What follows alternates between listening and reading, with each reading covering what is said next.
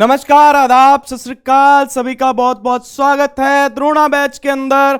और आपका चैप्टर चल रहा है मैग्नेटिज्म एंड मैटर और उसका है आज लेक्चर नंबर 5। तो इस लेक्चर नंबर 5 में हम क्या डिस्कस करने वाले हैं, आइए देखते हैं। इस लेक्चर में डिस्कस होने वाला भाई अर्थ मैग्नेटिज्म। ये एक ऐसा टॉपिक है जो बहुत लोगों के लिए सिरदर्द बन जाता है। जी हां, सच में ये एक ऐसा चैप्टर है जो सिरदर्दी का कारण है भाई, बहुत सिरदर्दी देता है ये चैप्टर। लेकिन आज ये चैप्टर आपको सिरदर्दी नहीं देगा। हम हर एंगल से इस चैप्टर को स्टडी करेंगे, हर एंगल से इस चैप्टर के बारे में चीजें देखेंगे, समझेंगे कि क्या क्या चीजें होती हैं और उसके बेसिस पे इसके क्या क्या रिजल्ट बनाए जा सकते हैं। सारी चीजें हम यहां पे डिस्कस करेंगे। अर्थ मैग्नेटिज्म, उसकी इंपॉर्टेंट टर्मिनोलॉजीज और मैग्नेटिक एलिमेंट्स के बारे में डिस्कस करेंगे। अर्थ से मैग्नेटिज्म से रिलेटेड जो मैग्नेटिक एलिमेंट्स होते हैं उनको हम यहां पे डिस्कस करने वाले हैं। तो चलिए भाई करते हैं शुरुआत करते हैं। अर्थ मैग्नेटिज्म और जियो मैग्नेटिज्म या टेरेस्ट्रियल मैग्नेटिज्म बात एक ही है। अर्थ मैग्नेटिज्म लिखा हो, जियो मैग्नेटिज्म लिखा हो, टेरेस्ट्रियल मैग्नेटिज्म लिखा हो, कोई फर्क नहीं है। अब ये अर्थ के अंदर मैग्नेटिक प्रॉपर्टीज आई कैसे? हम कहते हैं कि अर्थ की वजह से मैग्नेटिक फील्ड होती है भाई, बिल्कुल होती है, ठीक है ना। अर्थ की मैग्नेटिक फील्ड होती है। क्यों होती है? The magnetic field is now thought to arise due to the electric currents produced by the convective motion of metallic fluids consisting mostly of molten iron and nickel in the outer core of the earth. This is known as the dynamo effect. ये ऐसे की ऐसे NCERT की lines है, मैं आपको बताता हूं। पुराने जमाने में यह माना जाता था, पुराने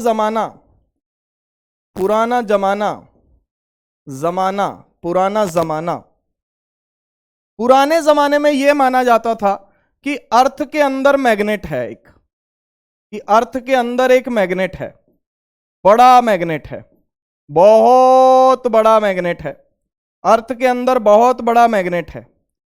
लेकिन भैया अर्थ के अंदर इतना सारा, इतना ज्यादा टेम्परेचर होता है कि अर्थ के अंदर मैग्नेट का एग्जिस्ट करना बहुत मुश्किल है। जब गर्मी बहुत ज्यादा हो जाती है तो मैग्नेट की मैग्नेटिक फील्ड काम करना बंद कर देती है या फिर काम करना कम कर देती है, ठीक है ना। तो अर्थ के अंदर बहुत बड़ा मैग्नेट है ये माना जाता था पहले, ठीक है ना। इसकी वजह से मैग्नेटिक फील्ड आती है, लेकिन ऐसा सच नहीं है, ये झूठ है, झूठ है भाई, झूठ है। पुराने जमाने में ऐसा माना जाता था, लेकिन अब ये झूठ है। बाद में आजकल जो ऐसा सोचा जाता है, जो कि काफी हद तक सही माना जाता है, वो लिखा है the magnetic field is now thought to arise due to electric currents. ये इलेक्ट्रिक करंट्स के प्रोड्यूस होने की वजह से आए हैं। हमें पता है जहां पे करंट होता है उसकी वजह से मैग्नेटिक फील्ड होती है भाई, करंट की वजह से मैग्नेटिक फील्ड होती है। करंट क्या है? मूविंग चार्ज, चार्ज का मूव करना हम करंट कहते हैं। अब मान लो कि भाई ये अर्थ है, अर्थ अपनी एक्सिस के अबाउट क्या हो रही है, रोटेट हो रही है ओमेगा एंगुलर स्पीड से, अपनी एक्सिस के अबाउट, और सन के अराउंड भी रोटेट हो रही है, ठीक है ना। The magnetic field is now thought to arise due to electrical currents produced by convective motion of metallic fluids consisting mostly of molten iron and nickel. कि अर्थ के अंदर जो मोल्टन आयरन और निकल हैं, जिनको हम कन्वेक्टिव फ्लूइड्स या मेटेलिक फ्लूइड्स कहते हैं, उनका कन्वेक्टिव मोशन, यानी कि उनके घूमने का जो मोशन है कन्वेक्टिव मोशन, ठीक है ना। कन्वेक्ट करते हैं, कन्वेक्शन एक प्रिंसिपल होता है जो हमने जो है 11th क्लास में देखा है, कंडक्शन, कन्वेक्शन एंड रेडिएशन, ठीक है जी। In the outer core of the earth, earth के आउटर कोर में ये चीजें मूव करती हैं। जब ये चीजें मूव करती हैं, घूमती हैं अर्थ के साथ, क्योंकि अर्थ रोटेट हो रही है, तो इसके आउटर कोर के अंदर ये चीजें भी अर्थ के साथ घूमती हैं, ठीक है ना। इसके आउटर कोर के अंदर ये चीजें भी अर्थ के साथ घूमती हैं, और ये घूमती हुई चीजें क्या क्रिएट करती हैं? करंट क्रिएट करती हैं, क्योंकि जब चार्ज चलता है तो करंट प्रोड्यूस होता है, और उस करंट की वजह से मैग्नेटिक फील्ड प्रोड्यूस होती है, जो अभी तक सही माना जाता है। इस इफेक्ट को डायनेमो इफेक्ट बोला जाता है। देखो कुछ नहीं है, सिंपल सी बात है, पुराने जमाने में माना जाता था कि अर्थ के अंदर मैग्नेट है, लेकिन अर्थ के अंदर गर्मी बहुत है, वहां पे मैग्नेट का एग्जिस्ट करना पॉसिबल नहीं है। दूसरा जो अभी सही माना जाता है कि अर्थ के अंदर मोल्टन फॉर्म में आयरन निकल होते हैं, जिनको हम मेटेलिक फ्लूइड्स कहते हैं। ये अर्थ के अंदर मूव करते रहते हैं, क्योंकि अर्थ मूव करती रहती है तो ये अर्थ के साथ साथ मूव करते रहते हैं। ये मूव करते हैं और मूविंग चार्जेस क्या क्रिएट करते हैं? करंट क्रिएट करते हैं, और करंट की वजह से क्या आता है? मैग्नेटिक फील्ड आती है। तो ये कारण माना जा रहा है अर्थ के मैग्नेटिक फील्ड का, जो आजकल कारण माना जा रहा है। क्लियर है जी? बहुत बढ़िया, आगे बढ़ते हैं। अर्थ की मैग्नेटिक फील्ड की डायरेक्शन कैसी है? अर्थ की मैग्नेटिक फील्ड की डायरेक्शन कैसी है, आइए उसको समझते हैं। एक अर्थ को बनाते हैं अब हम।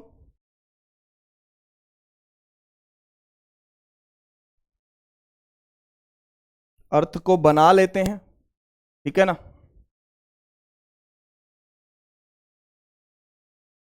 अरे ये बन रही है क्या? इसको बाद में देखेंगे, छोड़ो छोड़ो छोड़ो, हाँ सीधा ही बना देते हैं यार। चलो देखो क्या लिखा हुआ है, the magnetic field lines of the earth resemble that of hypothetical magnetic dipole या bar magnet located at the center of the earth. The axis of the dipole does not coincide with the axis of rotation of earth, but is presently tilted by approximately 11.3 degree with respect to the latter. यानी कि अर्थ की axis के साथ। क्या मतलब है समझाता हूं, पूरा समझाता हूं। यह अर्थ है, ये कह रहे हैं कि अर्थ की मैग्नेटिक फील्ड लाइंस रिजेंबल करती हैं, जैसी लाइंस बार मैग्नेट की वजह से होती हैं या मैग्नेटिक डाइपोल की वजह से होती हैं, located at the centre of the अर्थ। ध्यान से सुनिएगा जो मैं आपको समझाना चाहता हूं। अर्थ की वजह से मैग्नेटिक फील्ड लाइंस ऐसी हैं, अर्थ की वजह से मैग्नेटिक फील्ड लाइंस ऐसी हैं जैसी कि एक बार मैग्नेट की वजह से होती हैं, जैसी कि एक बार मैग्नेट की वजह से होती हैं, जैसी कि एक बार मैग्नेट की वजह से होती हैं, और वो बार मैग्नेट अर्थ के सेंटर पे रखा गया है। मैंने आपको पहले ही बताया कि अर्थ के अंदर कोई बार मैग्नेट नहीं है, नहीं है, ये बात सच है। लेकिन मैं अर्थ की मैग्नेटिक फील्ड को स्टडी करने के लिए कि अर्थ की मैग्नेटिक फील्ड ऐसी है, दिखने में या फिर महसूस करने में ऐसी है जैसे मैग्नेटिक डाइपोल या बार मैग्नेट की मैग्नेटिक फील्ड होती है, ऐसा फील होता है, ऐसा अज्यूम कर सकते हैं कि जो एक्सिस ऑफ द डाइपोल है वो axis of rotation of earth के साथ कोइंसाइड नहीं करती। ये axis of rotation of earth है भाई, ये axis of rotation of earth है। तो बार मैग्नेट की जो एक्सिस है, ये एक्सिस ऑफ रोटेशन हो गई, एक्सिस ऑफ रोटेशन, और ये एक्सिस ऑफ बार मैग्नेट हो गई भाई, ये एक्सिस ऑफ बार मैग्नेट हो गई। ये आपस में कोइंसाइड नहीं करती, इनके बीच में 11.3 डिग्री का एंगल होता है प्रेजेंटली। ये सालों दर सालों के बाद चेंज होता रहता है। जब से हम जिंदा हैं तब से तो यही एंगल है, लेकिन जब से अर्थ बनी है तब से ये एंगल या ये अर्थ की फील्ड की डायरेक्शन 171 बार चेंज हो चुकी है, ठीक है ना। 171 बार अर्थ की मैग्नेटिक फील्ड की डायरेक्शन चेंज हो चुकी है। Magnetic field direction changed since inception of earth.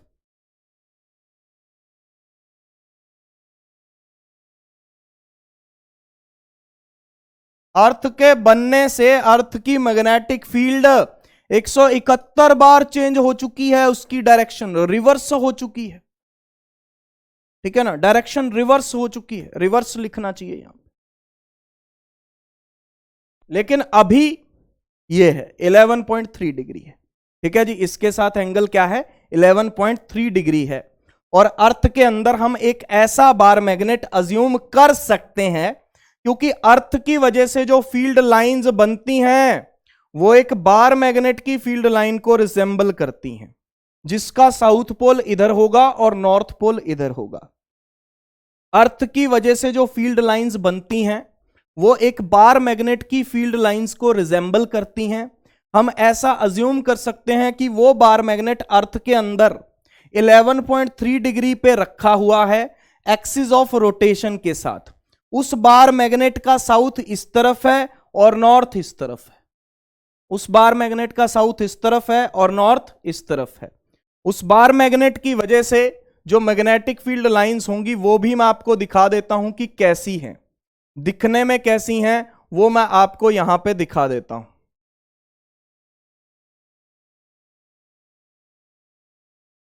South, north, जैसी बार मैग्नेट की वजह से लाइंस होती हैं बिल्कुल वैसी ही लाइंस हैं। बार मैग्नेट के अंदर साउथ से नॉर्थ और बाहर नॉर्थ से साउथ, अंदर साउथ से नॉर्थ और बाहर नॉर्थ से साउथ। बार मैग्नेट के अंदर साउथ से नॉर्थ, बार मैग्नेट के अंदर साउथ से नॉर्थ और बाहर नॉर्थ से साउथ, ठीक है ना। बार मैग्नेट के अंदर साउथ से नॉर्थ और बाहर नॉर्थ से साउथ, इस तरीके की फील्ड लाइंस रिजेंबल करती हैं। Field lines due to this bar magnet, due to this bar magnet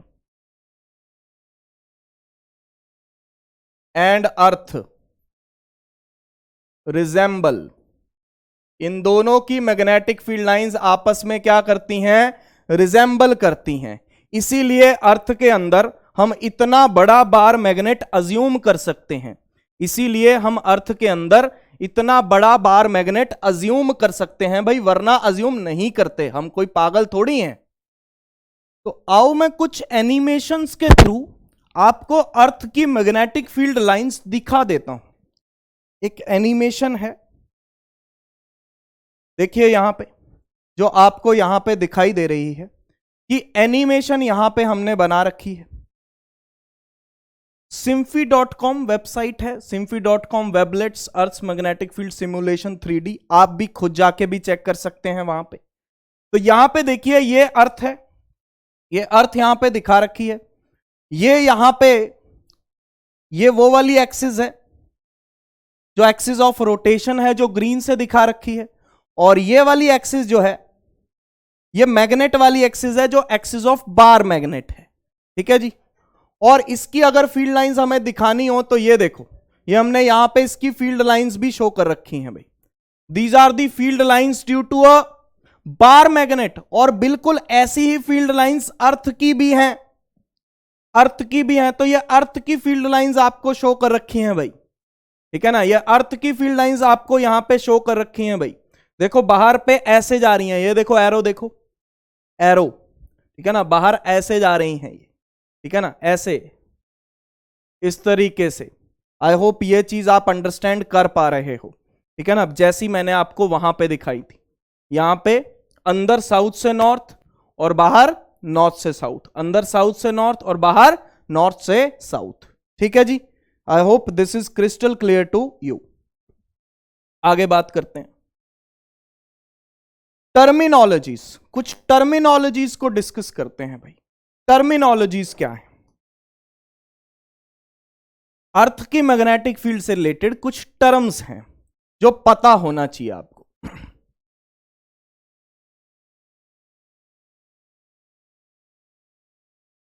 इसको नाम देते हैं Ng और इसको नाम देते हैं Sg। और ये एक्सिस ऑफ रोटेशन तो होती ही है जिसके अराउंड अर्थ घूमती है, इसको ज्योग्राफिक एक्सिस भी कहते हैं। कौन सी कहते हैं? Geographic axis. की ज्योग्राफी के हिसाब से अर्थ की एक्सिस ये है जिसके अबाउट ये रोटेट होती है, जिसके अबाउट ये रोटेट होती है। Ng का मतलब है जियोग्राफिक नॉर्थ पोल, जियोग्राफी के हिसाब से ये नॉर्थ पोल कहलाया जाता है, जियोग्राफिक नॉर्थ पोल। Sg का मतलब है जियोग्राफिक साउथ पोल, SG का मतलब है जियोग्राफिक साउथ पोल, जो कि आपको यहां पे देखने को मिल रहा है। ठीक है जी। उसके बाद यहां पे ये दूसरी एक्सिस हो गई, जो एक्सिस ऑफ बार मैग्नेट हो गई। ठीक है ना, एक्सिस ऑफ मैग्नेट आप इसे बोल सकते हो, या फिर इसे मैग्नेटिक एक्सिस बोला जाता है, या फिर इसे एक्सिस ऑफ मैग्नेट बोल दोगे, या फिर इसे मैग्नेटिक एक्सिस बोल दोगे भाई। वो ज्योग्राफिक एक्सिस है, ये मैग्नेटिक एक्सिस है।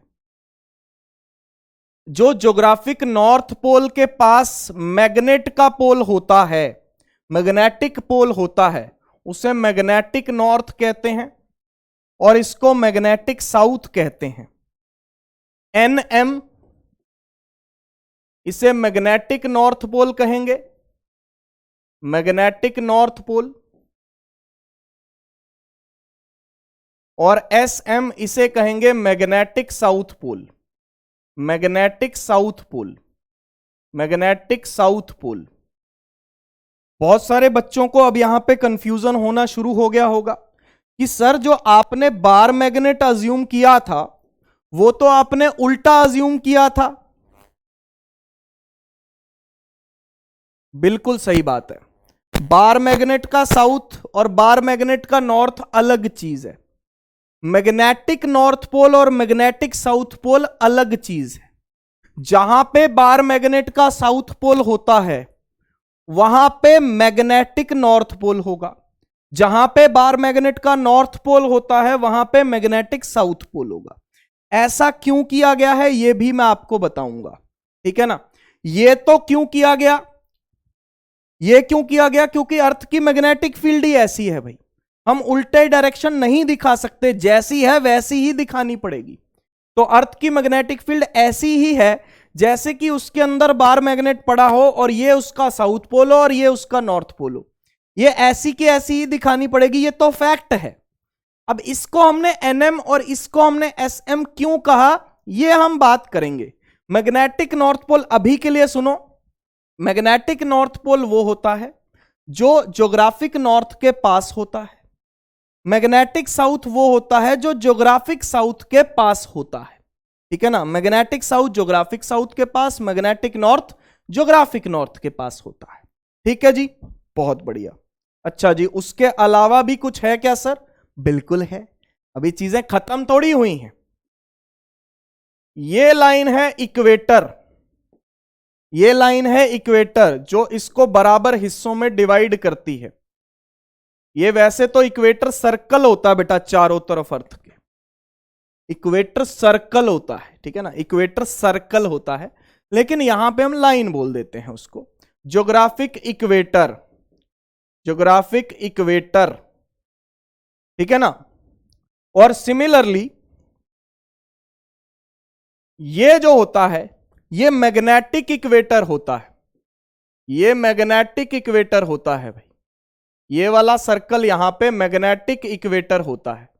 एक्चुअल में तो इक्वेटर एक सर्कल है भाई, अगर आप अर्थ बनाओगे, क्योंकि मैं उस डायग्राम को गंदा नहीं करना चाहता इसलिए नहीं बता रहा, ये इक्वेटर एक सर्कल है। ठीक है ना, this is equator circle, equator circle, equator circle है। ठीक है जी, ओके। तो ये बात आपको ध्यान में रहनी चाहिए। ठीक है ना, पूरे तरीके से क्लियर होनी चाहिए। मैग्नेटिक नॉर्थ पोल है, ये मैग्नेटिक साउथ पोल है। बार मैग्नेट का साउथ और बार मैग्नेट का नॉर्थ ये अलग चीज है। मैग्नेटिक नॉर्थ और मैग्नेटिक साउथ ये दोनों अलग चीज है। ठीक है ना, ये बात आपको कंफर्म होनी चाहिए कि भाई इन दोनों में डिफरेंस है, दोनों सेम चीजें नहीं हैं, दोनों सेम चीजें नहीं हैं भाई। क्लियर है?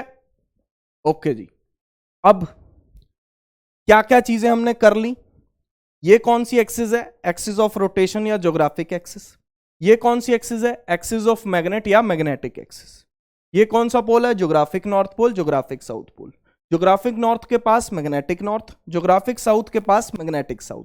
बार मैग्नेट का साउथ और बार मैग्नेट का नॉर्थ उल्टा है। ठीक है ना, जो बराबर हिस्सों में अर्थ को डिवाइड करती है वो ज्योग्राफिक इक्वेटर हो गई, जो मैग्नेट के हिसाब से डिवाइड करती है वो मैग्नेटिक इक्वेटर हो गई। इनके बीच 11.3 डिग्री का एंगल है। ठीक है जी, जो कि आपको यहां पे शो कर रखा है।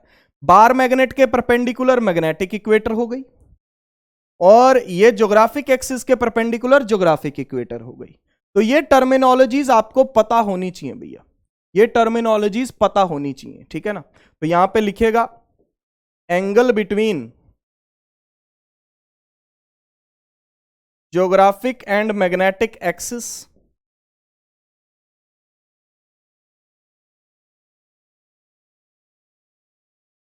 इज 11.3 डिग्री, इज 11.3 डिग्री, यानी कि 11.3 डिग्री।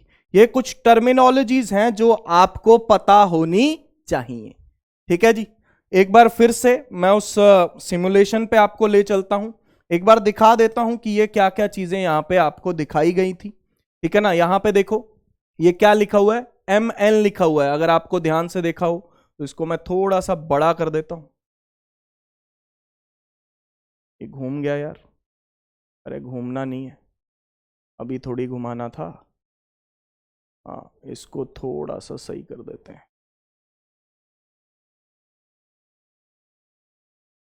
हाँ, ये देखो आपको, ये मैग्नेटिक नॉर्थ है, रेड लाइन देखो, मैग्नेटिक नॉर्थ, मैग्नेटिक साउथ, ये ज्योग्राफिक नॉर्थ, ज्योग्राफिक साउथ, जो आपको यहां पे भी शो हो रहा है, ठीक है जी। इस जगह पे भी दिखा रखा और यह अर्थ दिखा रखी है बीच में। क्लियर है? ओके, अब आगे बढ़ते हैं। मैग्नेटिक नीडल से डायरेक्शन कैसे देखी जाती है वो मैं डिस्कस करूंगा आपसे।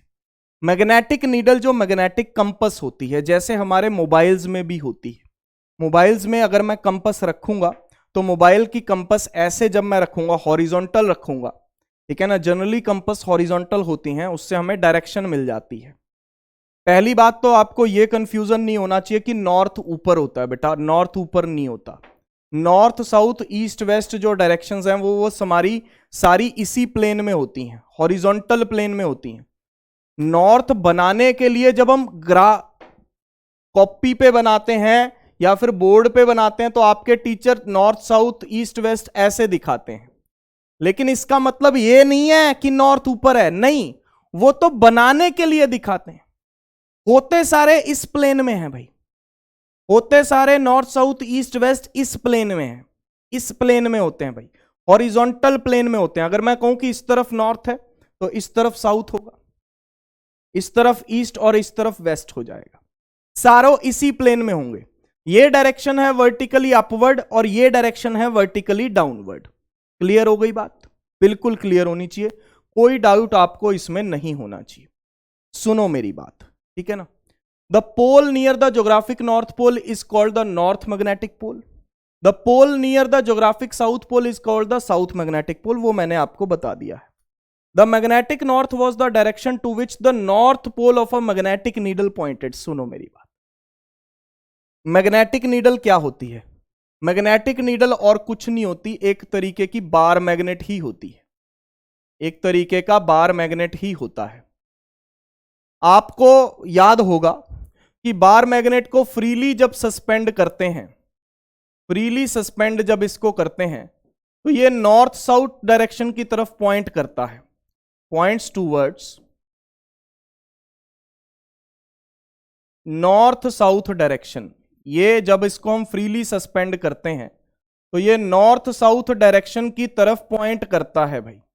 जब हम इसको फ्रीली सस्पेंड करते हैं तो ये नॉर्थ साउथ डायरेक्शन की तरफ पॉइंट करता है। जैसे मान लो आपके पास बार मैग्नेट है, ठीक है ना, बार मैग्नेट है, उसको हमने धागे से बांध दिया, धागे से बांध दिया। मान लो इस तरफ नॉर्थ है और इस तरफ साउथ है, तो ये bar magnet north south direction की तरफ रहेगा।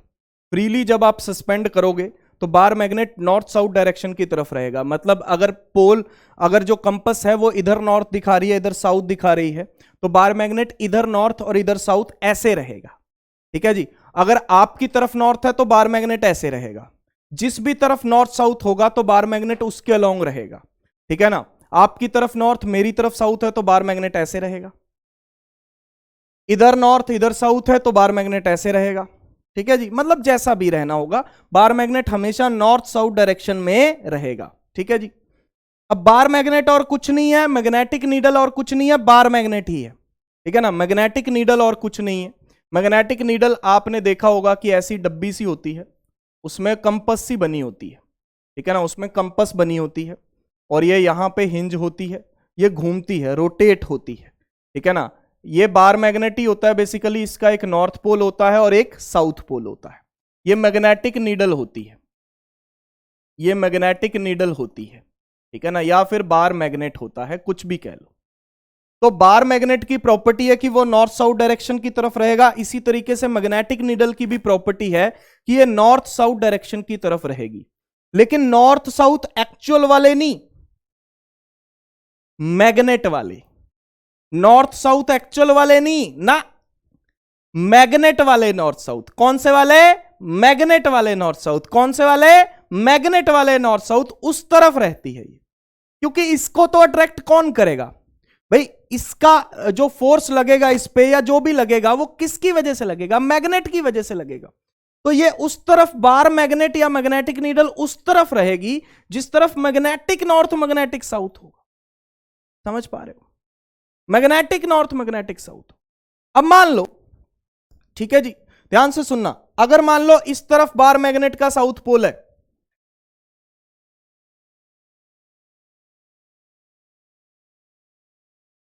इस तरफ बार मैग्नेट का साउथ पोल है, ध्यान से सुनना, इस तरफ बार मैग्नेट का साउथ पोल है और इस तरफ बार मैग्नेट का नॉर्थ है, तो मैग्नेटिक नीडल का नॉर्थ उस तरफ रहेगा जिस तरफ बार मैग्नेट का साउथ होगा, और मैग्नेटिक नीडल का साउथ उस तरफ रहेगा जिस तरफ बार मैग्नेट का नॉर्थ होगा, जिस तरफ बार मैग्नेट का नॉर्थ होगा। क्या यह बात आपको समझ में आ रही है? जो अर्थ के अंदर बार मैग्नेट माना है उसकी बात कर रहा हूं भाई मैं, ध्यान से सुनना मेरी बात। जैसे मान लो ये अर्थ है, ठीक है ना, मान लो इस पॉइंट पे मैग्नेटिक नीडल रखी गई है, इस पॉइंट पे मैग्नेटिक नीडल रखी गई है, और ये बार मैग्नेट का साउथ है और ये बार मैग्नेट का नॉर्थ है। ये मैग्नेटिक नॉर्थ पोल है, ये मैग्नेटिक साउथ पोल है। तो जो मैग्नेटिक नीडल का नॉर्थ है, जो मैग्नेटिक नीडल का नॉर्थ है भाई मेरे, जो मैग्नेटिक नीडल का नॉर्थ है वो उस तरफ रहेगा जिस तरफ बार मैग्नेट का साउथ होगा और मैग्नेटिक नॉर्थ पोल होगा। उल्टा, ये इसकी तरफ अट्रैक्ट होगा, ये मैग्नेटिक नीडल का नॉर्थ बार मैग्नेट के साउथ की तरफ अट्रैक्ट होगा, और ये उल्टा होगा, मैग्नेटिक नीडल का साउथ बार मैग्नेट के नॉर्थ की तरफ होगा। यानी कि इसका मतलब यह हुआ कि जिस तरफ मैग्नेटिक नीडल का नॉर्थ है उस तरफ मैग्नेटिक नॉर्थ पोल है, और जिस तरफ बार मैग्नेट का साउथ है, सॉरी मैग्नेटिक नीडल का साउथ है, उस तरफ साउथ मैग्नेटिक पोल है। यही चीज मैंने यहां पे लिखी हुई है कि जो मैग्नेटिक नीडल है वो जो बार मैग्नेट का नॉर्थ साउथ होता है या जो मैग्नेटिक नॉर्थ साउथ होता है उसके अलोंग रहती है, एक्चुअल वाले के नहीं ना। एक्चुअल वाला तो इस तरफ है, एक्चुअल वाला तो इस तरफ है भाई, उस तरफ नहीं रहती। मैग्नेटिक नॉर्थ साउथ या बार मैग्नेट वाला साउथ नॉर्थ उसके अलोंग रहती है। बार मैग्नेट जो अर्थ वाला माना या मैग्नेटिक नॉर्थ साउथ माना, उसके अलोंग नीडल रहती है। क्या लिखा हुआ है पढ़ लो। The magnetic north was the direction to which the north pole of a magnetic needle pointed. Magnetic north वो डायरेक्शन है, मैग्नेटिक नॉर्थ यानी कि NM वो डायरेक्शन है जिसकी तरफ मैग्नेटिक नीडल का नॉर्थ पोल इशारा करता है। मैग्नेटिक नीडल का नॉर्थ पोल NM की तरफ इशारा कर रहा है, मैग्नेटिक नीडल का नॉर्थ पोल NM की तरफ इशारा कर रहा है, मैग्नेटिक नीडल का साउथ पोल SM की तरफ इशारा कर रहा है। इसका मतलब आपके मोबाइल में भी कंपास होती है, वो जो नॉर्थ आपको शो करेगा वो ये वाला नॉर्थ होगा, ठीक है ना। आपके हाथ में जो मैग्नेटिक नीडल होगी वो मैग्नेटिक नॉर्थ की तरफ इशारा करेगी, और जो साउथ पोल होगा उसका वो मैग्नेटिक साउथ की तरफ इशारा करेगा, ठीक है जी। और बार मैग्नेट के साउथ नॉर्थ उल्टा होते हैं, ध्यान रखना। मैग्नेटिक नीडल का नॉर्थ बार मैग्नेट के साउथ की तरफ होता है, उसकी तरफ अट्रैक्ट होता है। मैग्नेटिक नीडल का साउथ बार मैग्नेट के नॉर्थ की तरफ होता है। ध्यान रहेगा? Yes sir. Thus in reality the north magnetic pole behaves like the south pole of a bar magnet inside the earth and vice versa। इसका मतलब उल्टा होता है कि जो नॉर्थ मैग्नेटिक पोल है वो बिहेव करता है south pole of a bar magnet, जो कि मैंने आपको यहां पे बता दिया कि जो नॉर्थ पोल है वो south pole of a bar magnet की तरह बिहेव करता है एंड वाइस वर्सा। जो साउथ पोल है वो बार मैग्नेट के नॉर्थ की तरह बिहेव करता है, उल्टा होता है, उल्टा होता है। ठीक है जी, ध्यान रखना। क्लियर कट समराइज में कर देता हूं चीजों को, बड़ी क्लियर कट चीजें हैं, कुछ भी छुपाया नहीं गया है। ठीक है ना, अभी तक की हम समरी कर लेते हैं। ठीक है ना, अभी तक की मैं समरी कर लेता हूं। समरी क्या है? देखो, ये ज्योग्राफिक नॉर्थ है, ये ज्योग्राफिक साउथ है, ये मैग्नेटिक नॉर्थ है, ये मैग्नेटिक साउथ है। याद रखना, बार मैग्नेट का साउथ इधर है, बार मैग्नेट का नॉर्थ इधर है।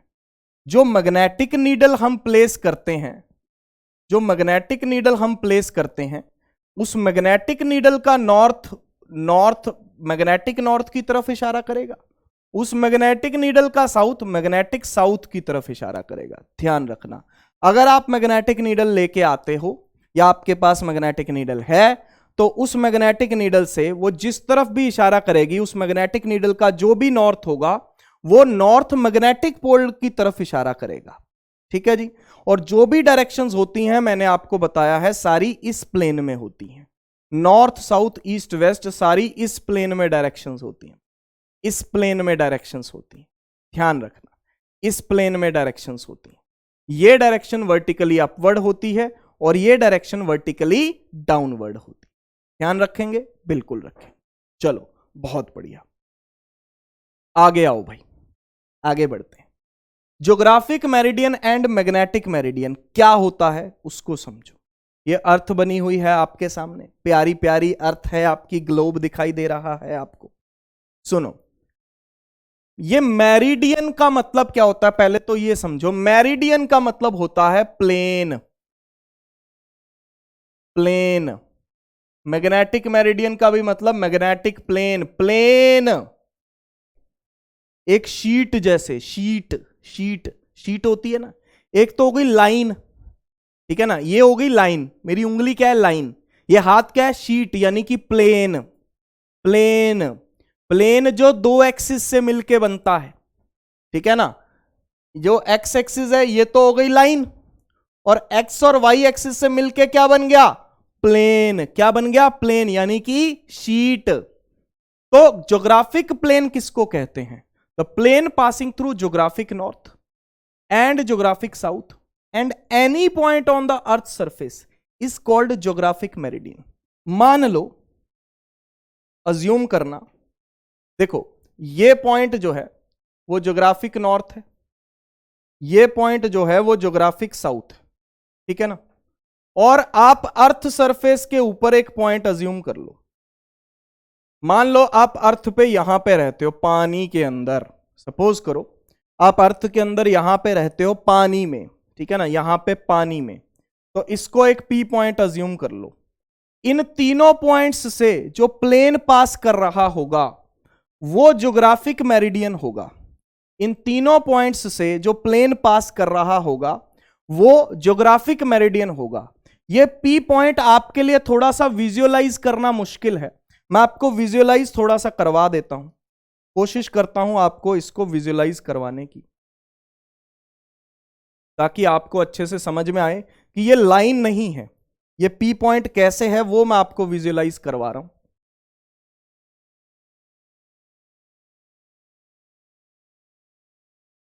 This is geographic north, this is geographic south, और पी पॉइंट अर्थ पे कहीं यहां पे। ठीक है ना, पी पॉइंट अर्थ पे कहीं यहां पे बाहर की तरफ निकला हुआ पॉइंट है। देखो इस बोर्ड को देखो, ये ज्योग्राफिक नॉर्थ, ज्योग्राफिक साउथ, अर्थ सरफेस के ऊपर ये अर्थ है, ठीक है ना। ये मान लो कि ये जो मेरे हाथ की मुट्ठी है ये अर्थ है, तो ये ऊपर हो गया ज्योग्राफिक नॉर्थ, नीचे हो गया ज्योग्राफिक साउथ। बाहर की तरफ निकला हुआ पॉइंट, ये पी पॉइंट लिया मैंने, बाहर की तरफ निकला हुआ पॉइंट, इन तीनों पॉइंट्स से जो प्लेन पास कर रहा है, ये बाहर की तरफ निकला हुआ पॉइंट, इस प्लेन से बाहर आ रहा है, बाहर की तरफ निकला हुआ पॉइंट है।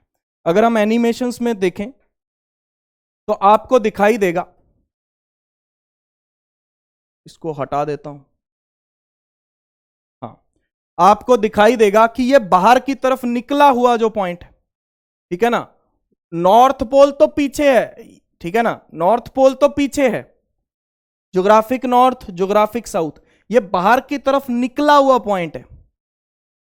कोई भी पॉइंट पी मान लिया, अर्थ की सरफेस पे, अंदर नहीं अर्थ के, अर्थ की सरफेस पे कोई पॉइंट अगर हमने अज्यूम कर लिया तो वो कोई पॉइंट हमने यहां पे ले लिया पी पॉइंट, ठीक है ना, बाहर की तरफ निकला हुआ पॉइंट है, बाहर की तरफ निकला हुआ पॉइंट है भाई। अर्थ को थोड़ा सा और दिखा देता हूं, ये देखो थोड़ा सा ब्राइट कर देता हूं अर्थ को, आपको दिखाई दे रही होगी अर्थ अब, ठीक है ना।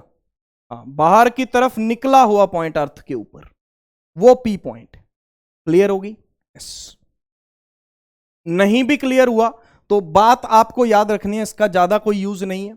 आपको यह बात याद रखनी है कि ज्योग्राफिक नॉर्थ ज्योग्राफिक साउथ और अर्थ सरफेस के ऊपर कोई भी पॉइंट, उससे पास होने वाला जो प्लेन होगा वो ज्योग्राफिक मेरिडियन होगा, वो ज्योग्राफिक मेरिडियन होगा, ठीक है जी। Similarly magnetic north magnetic south और अर्थ सरफेस के ऊपर कोई भी एक पॉइंट, उससे पास करने वाला जो प्लेन होगा वो मैग्नेटिक मेरिडियन होगा, ठीक है ना। अब यहां पे मैं दिखा देता हूं,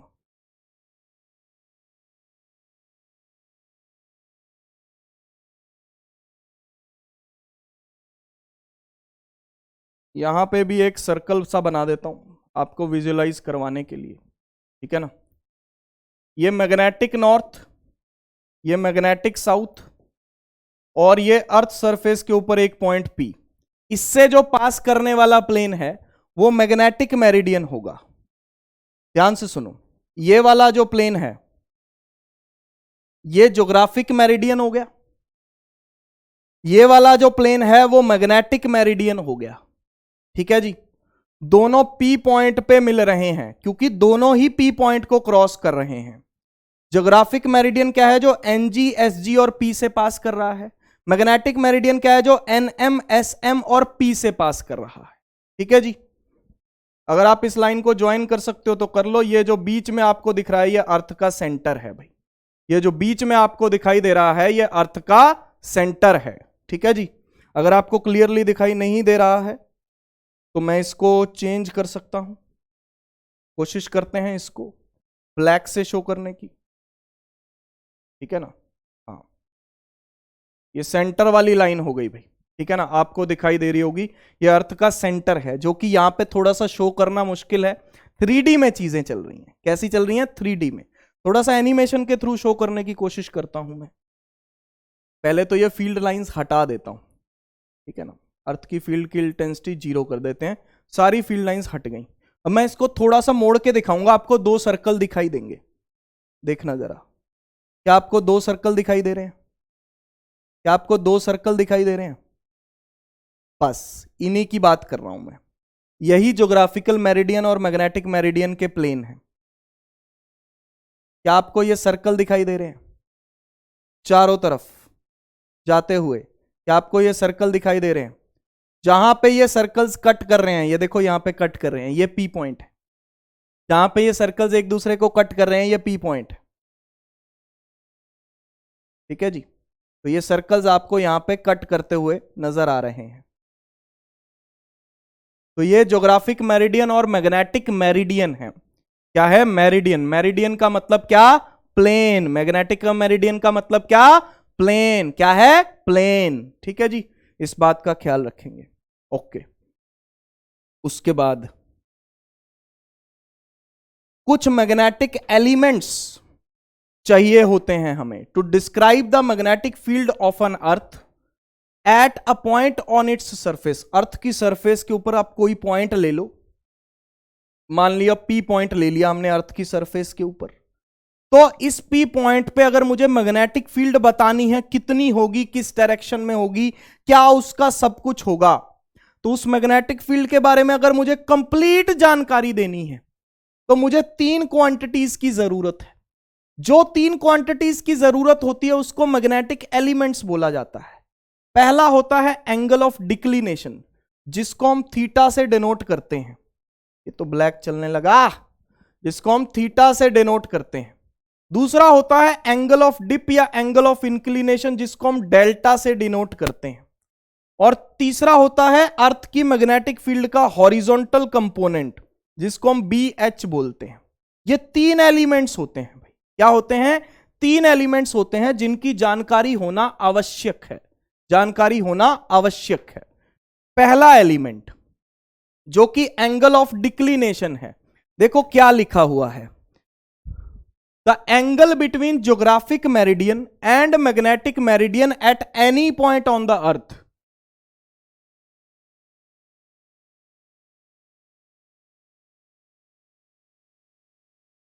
अर्थ के ऊपर ज्योग्राफिक मेरिडियन और मैग्नेटिक मेरिडियन के बीच का angle,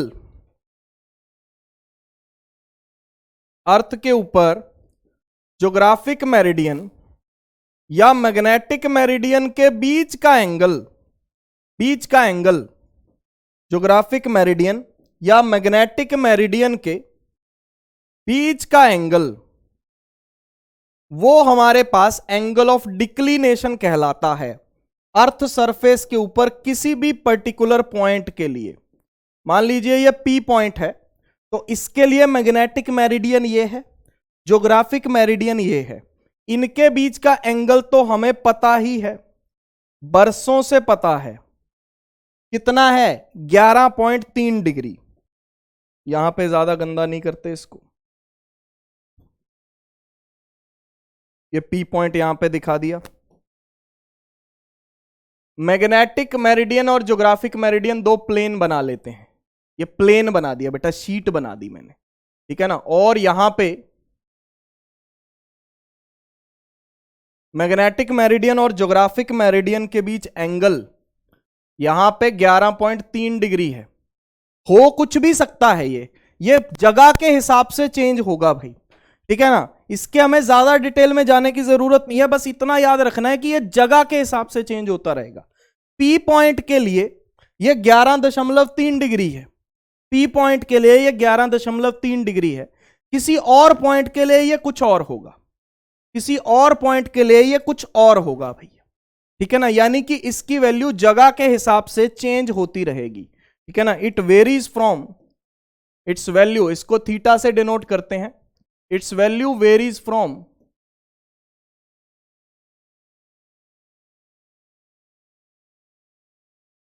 place to place on earth. Earth के ऊपर आप किस प्लेस पे हो उसके हिसाब से इसकी वैल्यू चेंज होती रहेगी। अर्थ के ऊपर आप किस जगह पे हो उसके हिसाब से इसकी वैल्यू चेंज होती रहेगी। अगर आप अर्थ के ऊपर P पॉइंट पे हो तो यहां पे मैंने आपको दोनों प्लेन बना के दिखा दिया, ये magnetic meridian, sorry geographic meridian, ये मैग्नेटिक मेरिडियन, ठीक है ना। दिख रहा है आपको? जैसे मैं अपने दोनों हाथों के बीच में आपको एंगल बना के दिखा देता हूं। ये देखो, मेरा एक हाथ सीधा है, दूसरा हाथ ऐसे, ठीक है ना। दोनों के बीच में एंगल 11.3 डिग्री है, ठीक है ना। लेकिन हर जगह ये 11.3 डिग्री नहीं होगा, ठीक है ना। ये जगह के हिसाब से क्या होता रहेगा? चेंज होता रहेगा। ये शो क्या करता है, ये सिग्निफाई क्या करता है वो समझो। It is the angle between true geographic north and the north shown by a compass needle. मान लो आप कंपस नीडल का सहारा ले रहे हो, आप अर्थ सरफेस के ऊपर P पॉइंट पे हो, ठीक है ना। आपने कंपस नीडल अपने बैग से निकाली, आपकी कंपस नीडल जिस तरफ नॉर्थ होगा, आपकी कंपस नीडल का जिस तरफ नॉर्थ होगा उस तरफ मैग्नेटिक नॉर्थ होगा, उस तरफ मैग्नेटिक नॉर्थ होगा और उसके उल्टा मैग्नेटिक साउथ होगा, और ज्योग्राफिक नॉर्थ इस तरफ होगा, ज्योग्राफिक साउथ इस तरफ होगा। तो जिस तरफ आपकी मैग्नेटिक नीडल इशारा कर रही है वो मैग्नेटिक नॉर्थ होता है, ट्रू नॉर्थ नहीं होता। समझ पा रहे हो? It is the angle between true geographic north and the north shown by the compass needle. Compass needle कौन सा नॉर्थ शो करेगी? एनएम। कंपस नीडल कौन सा नॉर्थ शो करेगी? एनएम शो करेगी, जो उस पर्टिकुलर पॉइंट पे कंपस नीडल जो है वो शो करने वाली है। हर पॉइंट के हिसाब से ये चेंज हो जाएगा भैया, ठीक है ना? हर पॉइंट के हिसाब से ये चेंज हो जाएगा। तो इसके बीच का जो एंगल होगा वो एंगल ऑफ डिक्लिनेशन होगा। बहुत सारे बच्चों को अभी लग रहा होगा कि सर ये 11.3 डिग्री ही तो है। आप अर्थ सरफेस पे कहां पे हो उस पे डिपेंड करता है। मैं सारा कुछ पी पॉइंट के रिस्पेक्ट में देख रहा हूं, मैं सारा कुछ पी पॉइंट के रिस्पेक्ट में देख रहा हूं। तो इस पॉइंट के लिए जो एंगल ऑफ डिक्लिनेशन है वो 11.3 डिग्री है, 11.3 डिग्री है, ठीक है जी। अब मैं आपको कुछ और पॉइंट भी दिखा देता हूं जिससे आपको पता चल जाएगा कि मैं क्या कहना चाहता हूं। मान लो आप अर्थ सरफेस के ऊपर इस पॉइंट पे हो। अब आपका जो पॉइंट है क्यू पॉइंट मान लेता हूं, आपका ये पॉइंट ऑन अर्थ सरफेस है, ठीक है ना? ये ज्योग्राफिक नॉर्थ है, ये ज्योग्राफिक साउथ है। इन तीनों पॉइंट से पास करने वाला प्लेन ज्योग्राफिक मेरिडियन होगा। क्या वो यही प्लेन है जो बोर्ड का प्लेन है? बताओ भाई। क्या ये तीनों पॉइंट्स बोर्ड के प्लेन में हैं कि नहीं है? हैं सर, ठीक है जी। पी पॉइंट तो बाहर की तरफ निकला हुआ था, पी पॉइंट तो बाहर की तरफ निकला हुआ था, ये नहीं निकला हुआ, ठीक है जी, ये नहीं निकला हुआ, ये रहा, ये रहा पॉइंट, ये बाहर की तरफ नहीं निकला हुआ, ठीक है जी।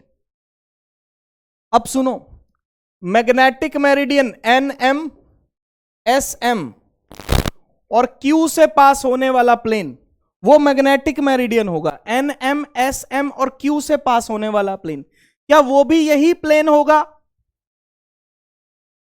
क्या वो भी यही प्लेन होगा? भाई आप खुद सोचो, जो ज्योग्राफिक नॉर्थ, ज्योग्राफिक साउथ और क्यू से पास हो रहा है वो भी यही प्लेन है।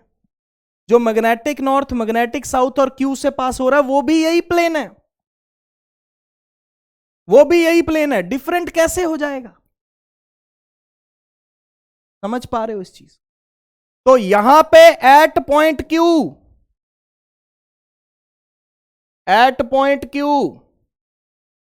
Both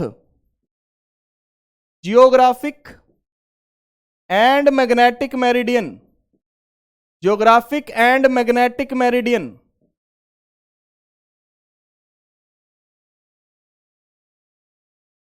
are in the plane of the board, are in the same plane, ऐसा लिख देते हैं। therefore at point Q जो थीटा है वो 0 डिग्री होगा, जो एंगल ऑफ डिक्लिनेशन है वो 0 डिग्री होगा भाई, ठीक है ना? जो Q पॉइंट पे एंगल ऑफ डिक्लिनेशन कितना होगा? 0 डिग्री होगा, ठीक है जी। ये बात को समझना जरूरी है कि पॉइंट के हिसाब से एंगल ऑफ डिक्लिनेशन चेंज हो जाएगा। क्लियर? बहुत बढ़िया। अब आगे सुनो, एंगल ऑफ डिप या angle of inclination, angle of dip या एंगल ऑफ इंक्लिनेशन क्या होता है उसको समझो।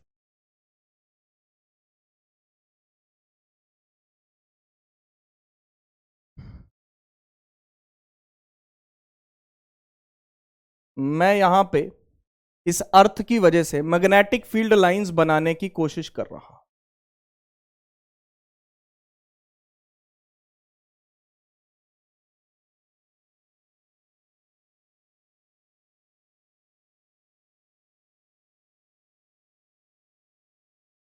ठीक है जी। बार मैग्नेट का साउथ इस तरफ माना हुआ है हमने, मैं दिखा देता हूं ब्लैक कलर से। बार मैग्नेट का साउथ इस तरफ माना हुआ है, बार मैग्नेट का नॉर्थ इस तरफ माना हुआ है। ठीक है जी, बार मैग्नेट का साउथ इस तरफ माना हुआ है और बार मैग्नेट का नॉर्थ इस तरफ माना हुआ है। यहां पे कलर चलाने में थोड़ी दिक्कत हो रही है, यहां पे शायद आपको ये अच्छे से दिखाई दे रहा हो। ठीक है जी, बार मैग्नेट का साउथ, बार मैग्नेट का नॉर्थ। ठीक है, वहां पे थोड़ी सी डार्कनेस थी तो ये कलर चलेगा है। हाँ, कलर देखने पड़ेंगे भैया, कलरों से खेलना पड़ेगा हमें। तो यहां पे डायरेक्शन साउथ से नॉर्थ अंदर और बाहर नॉर्थ से साउथ, बाहर नॉर्थ से साउथ, ऐसी फील्ड लाइंस है। ठीक जी, एंगल ऑफ डिप या एंगल ऑफ इंक्लिनेशन को समझने के लिए आपको मेन थ्योरी समझनी पड़ेगी। मेन थ्योरी क्या है? जो अर्थ के सरफेस के पैरेलल डायरेक्शन होती है, मान लो आप इस जगह पे रहते हो, मान लो आप इस जगह पे रहते हो, तो ये आपकी अर्थ सरफेस के पैरेलल डायरेक्शन है, अर्थ सरफेस के पैरेलल डायरेक्शन है, direction parallel to earth surface. यहां पे डायरेक्शन पैरेलल है अर्थ सरफेस के।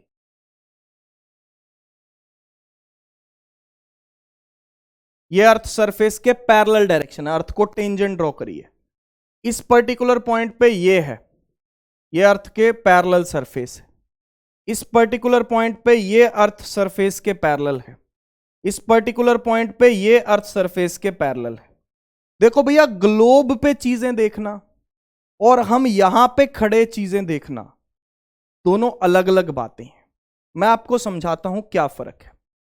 अर्थ सरफेस के पैरेलल डायरेक्शन का मतलब होता है horizontal direction, horizontal direction, horizontal direction. मैं आपको विद एग्जांपल समझाता हूं, जो मैं आपको क्लियर करना चाहता हूं यहां पे। ठीक है ना, सुनिएगा। सपोज कीजिए ये हमने अर्थ बनाई, आप अर्थ पे इस पर्टिकुलर पॉइंट पे रहते हो। ठीक है ना, पी पॉइंट पे आपका देश है, जिस देश में आप रहते हो। ठीक है ना, यह जो शहर है आपका पी पॉइंट पे है। तो आपके लिए हॉरिजॉन्टल सरफेस ये होगी। ये आपके लिए कौन सी सरफेस होगी भैया? Horizontal surface. कौन सी सरफेस होगी? हॉरिजॉन्टल सरफेस होगी आपके लिए, ये वाली सरफेस। ठीक है जी, ये आपके लिए वर्टिकल सरफेस होगी, ये वर्टिकल डायरेक्शन होगी आपकी भाई, जो हॉरिजॉन्टल के परपेंडिकुलर है। मान लो मैं यहां पे प्रेजेंट हूं, ठीक है ना, मान लो मैं यहां पे रह रहा हूं, इस जगह पे प्रेजेंट हूं। मेरे लिए हॉरिजॉन्टल क्या है? ये। वर्टिकल क्या है? ये। हॉरिजॉन्टल है ये, वर्टिकल है ये, हॉरिजॉन्टल है ये, वर्टिकल है ये। मान गए बात को? क्या इस बात को मान गए? बिल्कुल सही।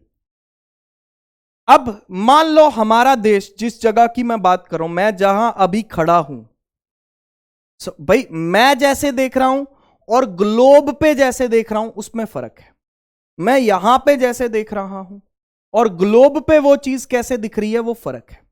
ग्लोब पे हॉरिजॉन्टल ये डायरेक्शन है, मैं यहां पे हॉरिजॉन्टल ऐसे दिखा रहा हूं। एक ही बात है एक ही बात, बस देखने का नजरिया बदला है। ग्लोब पे हॉरिजॉन्टल ये चीज है, मेरे लिए हॉरिजॉन्टल ये चीज है। ग्लोब पे वर्टिकल ये चीज है जो हॉरिजॉन्टल के परपेंडिकुलर है। ये वर्टिकली अपवर्ड होगा भाई, ये डायरेक्शन वर्टिकली अपवर्ड होगी, हॉरिजॉन्टल के परपेंडिकुलर। और अर्थ के सेंटर की तरफ, ये अर्थ का सेंटर है, ये अर्थ का सेंटर है भाई, इस तरफ वर्टिकली डाउनवर्ड डायरेक्शन होती है, इस तरफ वर्टिकली डाउनवर्ड डायरेक्शन होती है भाई, अर्थ के सेंटर की तरफ। ठीक है ना, हमारे लिए वर्टिकली अपवर्ड ये है, वर्टिकली डाउनवर्ड ये है, और ये हॉरिजॉन्टल है।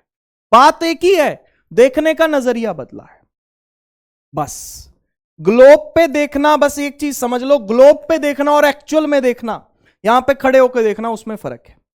बात एक ही है लेकिन नजरिया बदला है। अब जैसे मान लो आप क्यू पॉइंट पे हो, सपोज करो ये क्यू पॉइंट है, तो आपके लिए ये कौन सी डायरेक्शन होगी? हॉरिजॉन्टल। ये कौन सी डायरेक्शन होगी? Vertical direction. ये कौन सी डायरेक्शन होगी? Vertically upward.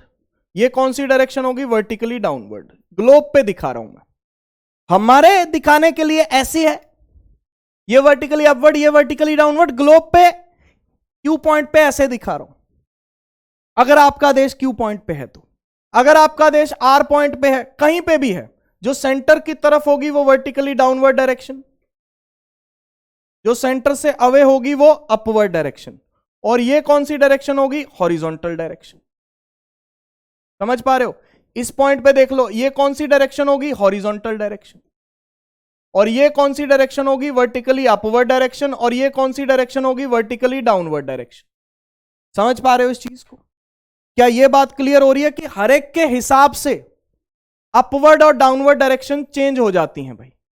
जो भी बाहर की तरफ निकल रही हैं अर्थ के सेंटर से अवे, वो सारी वर्टिकली अपवर्ड डायरेक्शंस हैं भाई। ये भी वर्टिकली अपवर्ड है, ये इस पॉइंट के लिए वर्टिकली अपवर्ड है, ये इस पॉइंट के लिए वर्टिकली अपवर्ड है, ये इस पॉइंट के लिए वर्टिकली अपवर्ड है, इस पॉइंट के लिए वर्टिकली अपवर्ड ये है, इस पॉइंट के लिए वर्टिकली अपवर्ड ये है, इस पॉइंट के लिए वर्टिकली अपवर्ड ये है, इस पॉइंट के लिए वर्टिकली अपवर्ड ये है, इस पॉइंट के लिए वर्टिकली अपवर्ड ये है।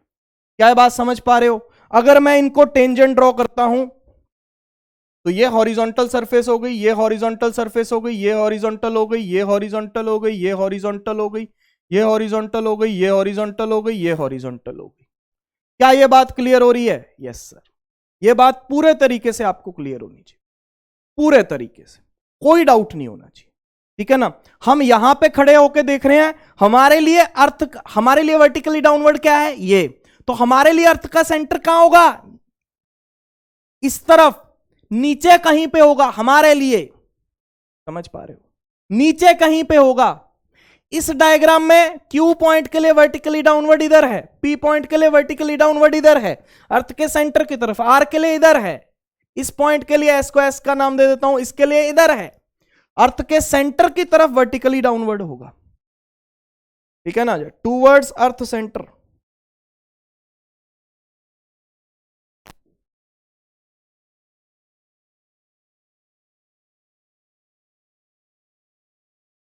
Vertically downward direction.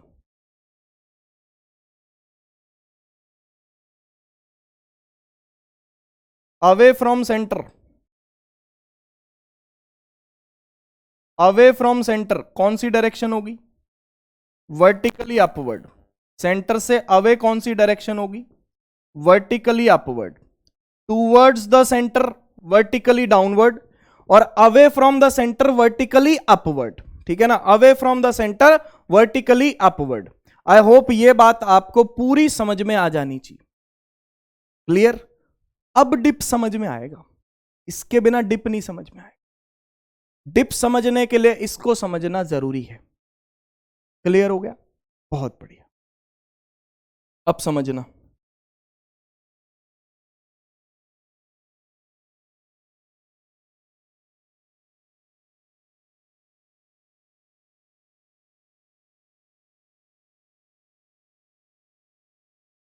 ये हैं अर्थ की वजह से फील्ड लाइंस बना देता हूं मैं।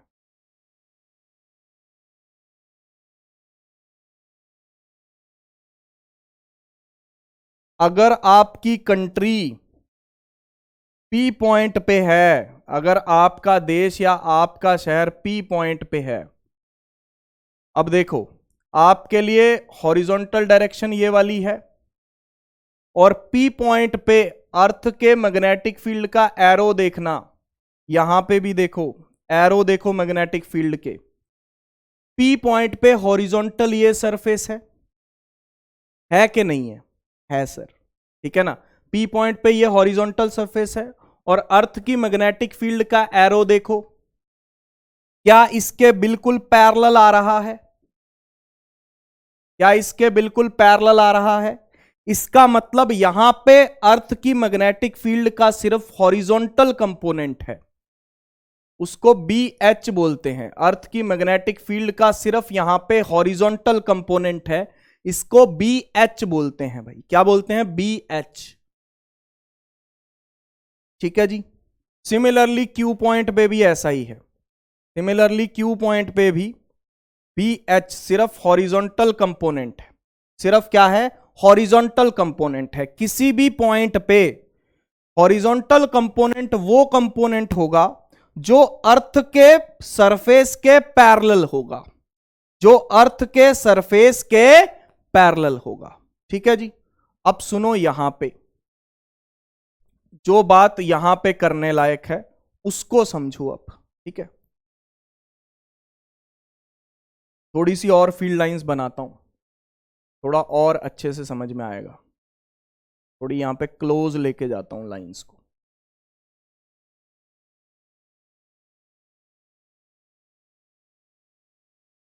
ध्यान से सुनिएगा, ये ऐसे फील्ड लाइंस आ रही हैं, ऐसे गिर रही हैं नीचे की तरफ, गिर रही हैं ऐसे।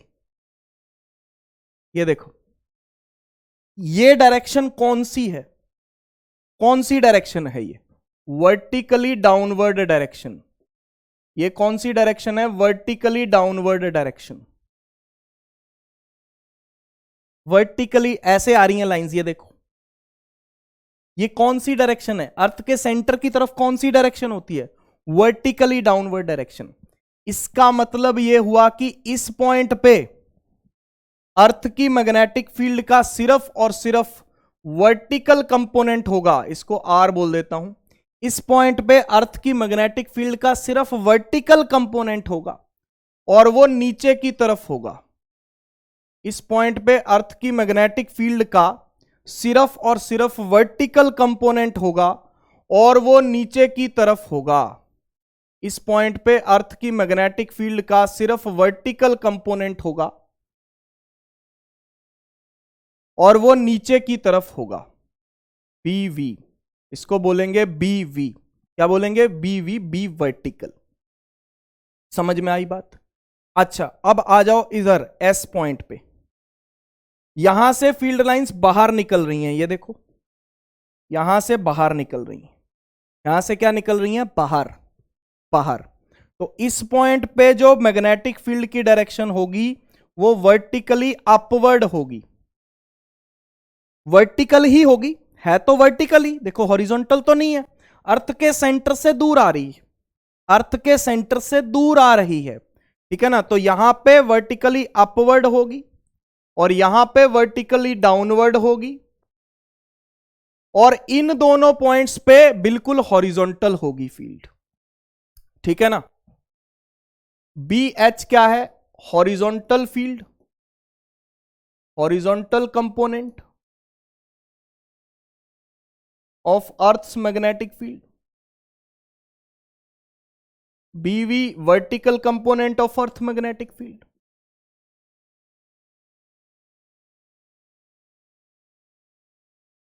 अगर मैं P और Q पॉइंट की बात करूं तो हॉरिजॉन्टल कंपोनेंट जीरो नहीं है लेकिन वर्टिकल जीरो है क्योंकि फील्ड बिल्कुल सीधी होगी।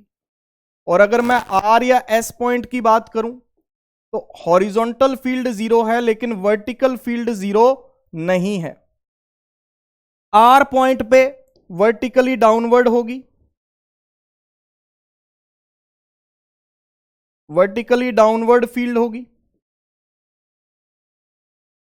और S पॉइंट पे वर्टिकली अपवर्ड होगी फील्ड।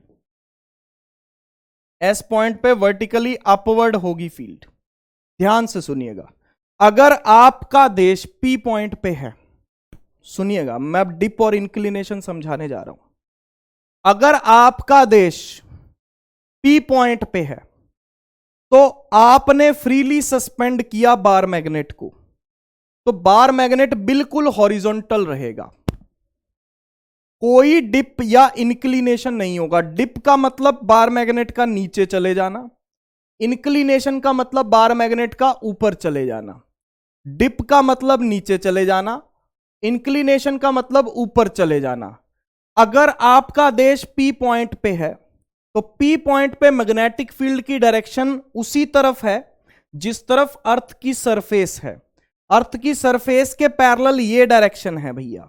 तो इस पॉइंट पे बार मैग्नेट के पास सिर्फ हॉरिजॉन्टल फील्ड होगी, तो आपका बार मैग्नेट सिर्फ बिल्कुल सीधा रहेगा, बिल्कुल सीधा। सिमिलरली Q पॉइंट पे भी आपका बार मैग्नेट बिल्कुल सीधा रहेगा। इन दोनों पॉइंट्स पे आपका बार मैग्नेट बिल्कुल सीधा रहेगा। R और S पॉइंट पे, R और S पॉइंट पे आपका जो बार मैग्नेट है, आपका जो बार मैग्नेट है आर और एस पॉइंट पे, वो वर्टिकल रहेगा ऐसे।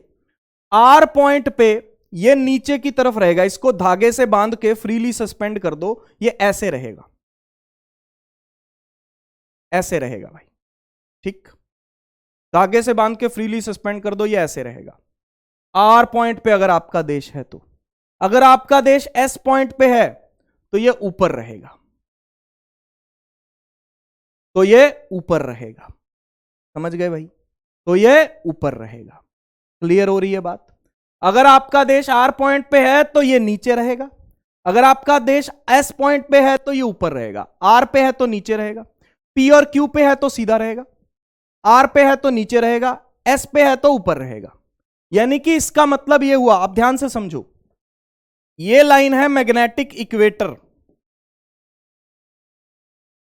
मैग्नेटिक इक्वेटर, ये लाइन है मैग्नेटिक इक्वेटर।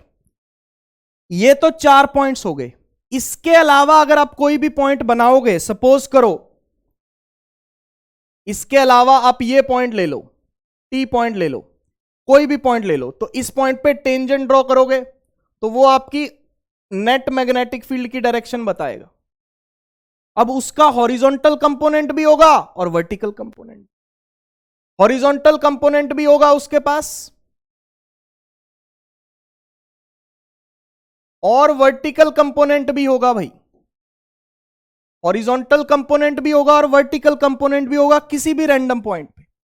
तो ध्यान से मेरी बात को समझना, मैग्नेटिक इक्वेटर से जो ऊपर के देश हैं वहां पे आप देख रहे हो, आर पॉइंट पे देखो, आर पॉइंट मैग्नेटिक इक्वेटर के ऊपर ही आता है ना, आर पॉइंट मैग्नेटिक इक्वेटर के ऊपर ही आता है। यस सर, बिल्कुल ऊपर आता है। तो यहां पे देखो जो बार मैग्नेट है वो नीचे रह रहा है, इसका मतलब मैग्नेटिक इक्वेटर से जो ऊपर के देश होंगे, देखो मैं पी से आर की तरफ जा रहा हूं, मैं अभी आपको समझा रहा हूं, ध्यान से समझना, मैं पी से आर की तरफ जा रहा हूं। पी पॉइंट पे जो देश है वहां पे बार मैग्नेट सीधा रहेगा, आर पे जो देश है वो बार मैग्नेट नीचे रहेगा। तो इनके जो बीच के पॉइंट्स हैं, जो पी और आर के बीच के पॉइंट्स हैं, क्या वो मैग्नेटिक इक्वेटर से ऊपर आते हैं?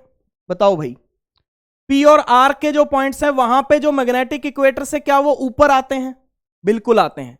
जो मैग्नेटिक इक्वेटर से ऊपर के देश होंगे वहां पे बार मैग्नेट ऐसे रहेगा, ये देखो पी पॉइंट पे सीधा, फिर नीचे जाना शुरू होगा, पी से आप आर की तरफ जा रहे हो, आर पे वर्टिकली डाउन हो गया, आर पे वर्टिकली डाउन हो गया, समझ पा रहे हो? पी पे सीधा, आर पे वर्टिकली डाउन, बीच का कोई पॉइंट होगा जैसे टी पॉइंट है तो उसमें नेट मैग्नेटिक फील्ड ऐसे आएगी,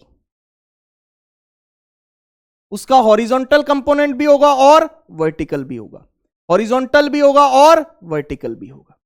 अब मैग्नेटिक इक्वेटर से ऊपर के देशों की बात हो गई, अब नीचे के देशों पे आओ भाई। पी पॉइंट पे सीधा है, एस पॉइंट पे ऐसे है, पी से आप एस की तरफ आ रहे हो, पी पे ऐसे है, एस पे ऐसे है, तो आप पी से एस पे आ रहे हो, पी से एस पे आ रहे हो तो आपका बार मैग्नेट ऊपर उठ रहा है, पी से एस पे आ रहे हो तो बार मैग्नेट कहां उठ रहा है? ऊपर उठ रहा है भाई, पी से एस पे बार मैग्नेट ऊपर उठ रहा है, इसका मतलब पी पे सीधा है, एस पे ऊपर है, तो जब पी से आप एस पे आ रहे हो तो बार मैग्नेट ऊपर उठता हुआ नजर आएगा, तो इसको इंक्लिनेशन बोलते हैं, इसको बोलते हैं डिप, इसको बोलते हैं इंक्लिनेशन, इसको बोलते हैं डिप, इसको बोलते हैं इंक्लिनेशन। मेरी बात बहुत ध्यान से सुनिएगा भाई, जो मैग्नेटिक इक्वेटर से ऊपर की कंट्रीज होंगी, अबव मैग्नेटिक इक्वेटर,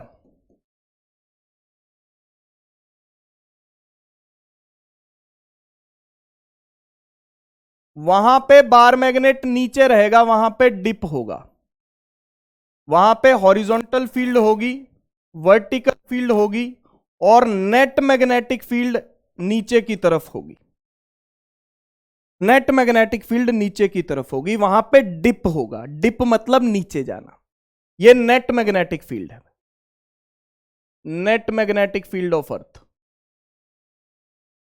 ये नेट मैग्नेटिक फील्ड है अर्थ की, ये अर्थ की नेट मैग्नेटिक फील्ड है भाई, ठीक है जी, ये अर्थ की नेट मैग्नेटिक फील्ड है। क्लियर हो रही है बात? क्या ये बात क्लियर हो रही है? यस सर, बिल्कुल क्लियर हो रही है।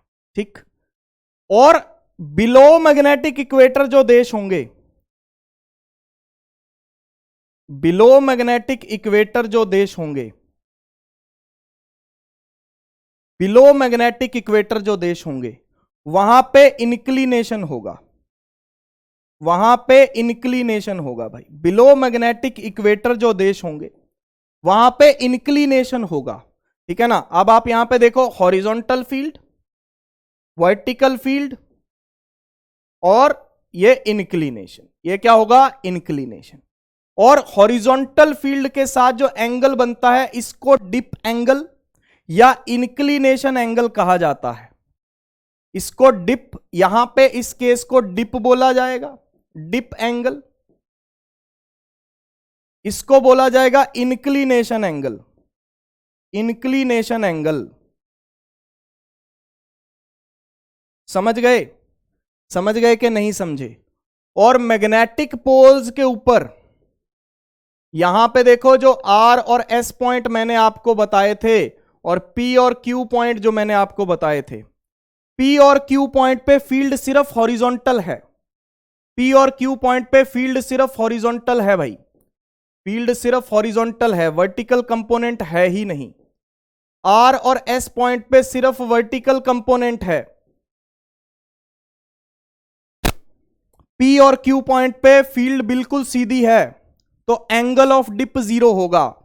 यानी कि अगर आप पी और क्यू पॉइंट की बात करोगे तो एंगल ऑफ डिप आपको 0 डिग्री मिलेगा, क्योंकि बार मैग्नेट यहां पे बिल्कुल सीधा मिलेगा। आर और एस पॉइंट की बात करोगे तो एंगल ऑफ डिप आपको 90 डिग्री मिलेगा भाई, एंगल ऑफ डिप आपको 90 डिग्री मिलेगा। आर और एस की पॉइंट की बात करोगे तो एंगल ऑफ डिप 90 डिग्री मिलेगा, नीचे की तरफ या ऊपर की तरफ, नीचे की तरफ या ऊपर की तरफ। क्या बात समझ गए। इनके जो बीच के पॉइंट्स होंगे वहां पे डिप एंगल चेंज होता रहेगा भाई। यहां पे 0 डिग्री है, यहां पे जाने पे कितना हो गया, 90 डिग्री। यहां पे 0 डिग्री है, यहां पे जाने पे कितना हो गया, 90 डिग्री। बीच के जो पॉइंट्स होंगे वहां पे चेंज होता रहेगा। वहां पे अगर मैग्नेटिक इक्वेटर से ऊपर के देश हैं तो डिप होगा, मैग्नेटिक इक्वेटर से नीचे के देश हैं तो इंक्लिनेशन होगा। भाई याद रखो, ऊपर के देशों पे बार मैग्नेट डाउन जाएगा, नीचे के देशों पे बार मैग्नेट ऊपर जाएगा, नीचे के देशों पे बार मैग्नेट ऊपर, ऊपर के देशों पे बार मैग्नेट नीचे। समझ गए, डिप और इंक्लिनेशन। और डिप एंगल कौन सा होता है, जो नेट मैग्नेटिक फील्ड हॉरिजॉन्टल के साथ बनाती है, यही बनाया। The dip is the angle that the total magnetic field of the earth makes with the surface of earth, या हॉरिजॉन्टल कंपोनेंट, हॉरिजॉन्टल कंपोनेंट बोल लो या अर्थ सरफेस बोल लो, उसके साथ जो एंगल बनता है वो डिप एंगल होता है भाई। इस ग्लोब की अब कोई जरूरत नहीं हमें। आई होप ये चीज आपको क्लियर होगी, ठीक है ना। क्लियर है, बिल्कुल क्लियर है, बहुत बढ़िया। तीसरा, horizontal component of earth magnetic field, BH, ये भी जरूरी है। सर इसमें आपने मैग्नेटिक एलिमेंट्स 3 लिए, एक है थीटा, एक है डेल्टा, एक है BH। थीटा है डिक्लिनेशन एंगल जो मैग्नेटिक मेरिडियन और ज्योग्राफिक मेरिडियन के बीच है। डेल्टा है जो बार मैग्नेट को फ्रीली सस्पेंड करने पे बताता है कि ये ऊपर जाएगा या नीचे जाएगा, कौन से पॉइंट्स पे सीधा रहेगा, कौन से पॉइंट्स पे वर्टिकल रहेगा, कौन से पॉइंट्स पे ऊपर रहेगा, कौन से पॉइंट्स पे नीचे रहेगा। और BH हॉरिजॉन्टल फील्ड है। सर ये मैग्नेटिक एलिमेंट्स के अंदर आपने वर्टिकल फील्ड क्यों नहीं दिखाई, मतलब मैग्नेटिक एलिमेंट्स के अंदर मैं वर्टिकल फील्ड को क्यों नहीं बता सकता, या वर्टिकल कंपोनेंट क्यों नहीं लेता, उसके बारे में बता रहा हूं आपको। लेकिन पहले मैं पी लेता हूं पानी। ओ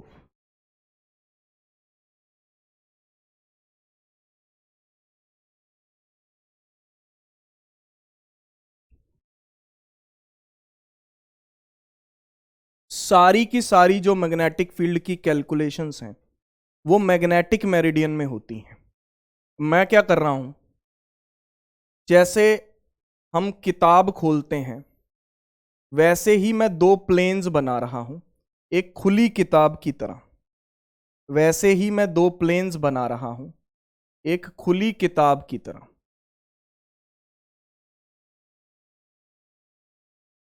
किताब खुली हुई दिखाई दे रही है ऐसे,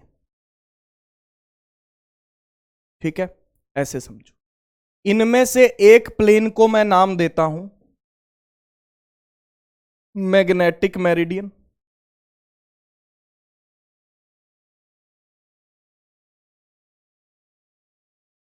और एक प्लेन को मैं नाम देता हूं ज्योग्राफिक मेरिडियन, ज्योग्राफिक मेरिडियन। दोनों के बीच का जो एंगल होता है उसको मैं एंगल ऑफ डिक्लिनेशन बोलता हूं। थीटा दिखा दिया, दिख रहा है। किताब के दो पन्नों के बीच में, किताब खुली किताब है, उसके दो पन्नों के बीच में जो एंगल बन रहा है, दो पन्नों के बीच में जो एंगल बन रहा है वो एंगल ऑफ डिक्लिनेशन है। जो भी मैग्नेटिक फील्ड की कैलकुलेशंस होंगी वो सारी की सारी मैग्नेटिक मेरिडियन में शो की जाएंगी।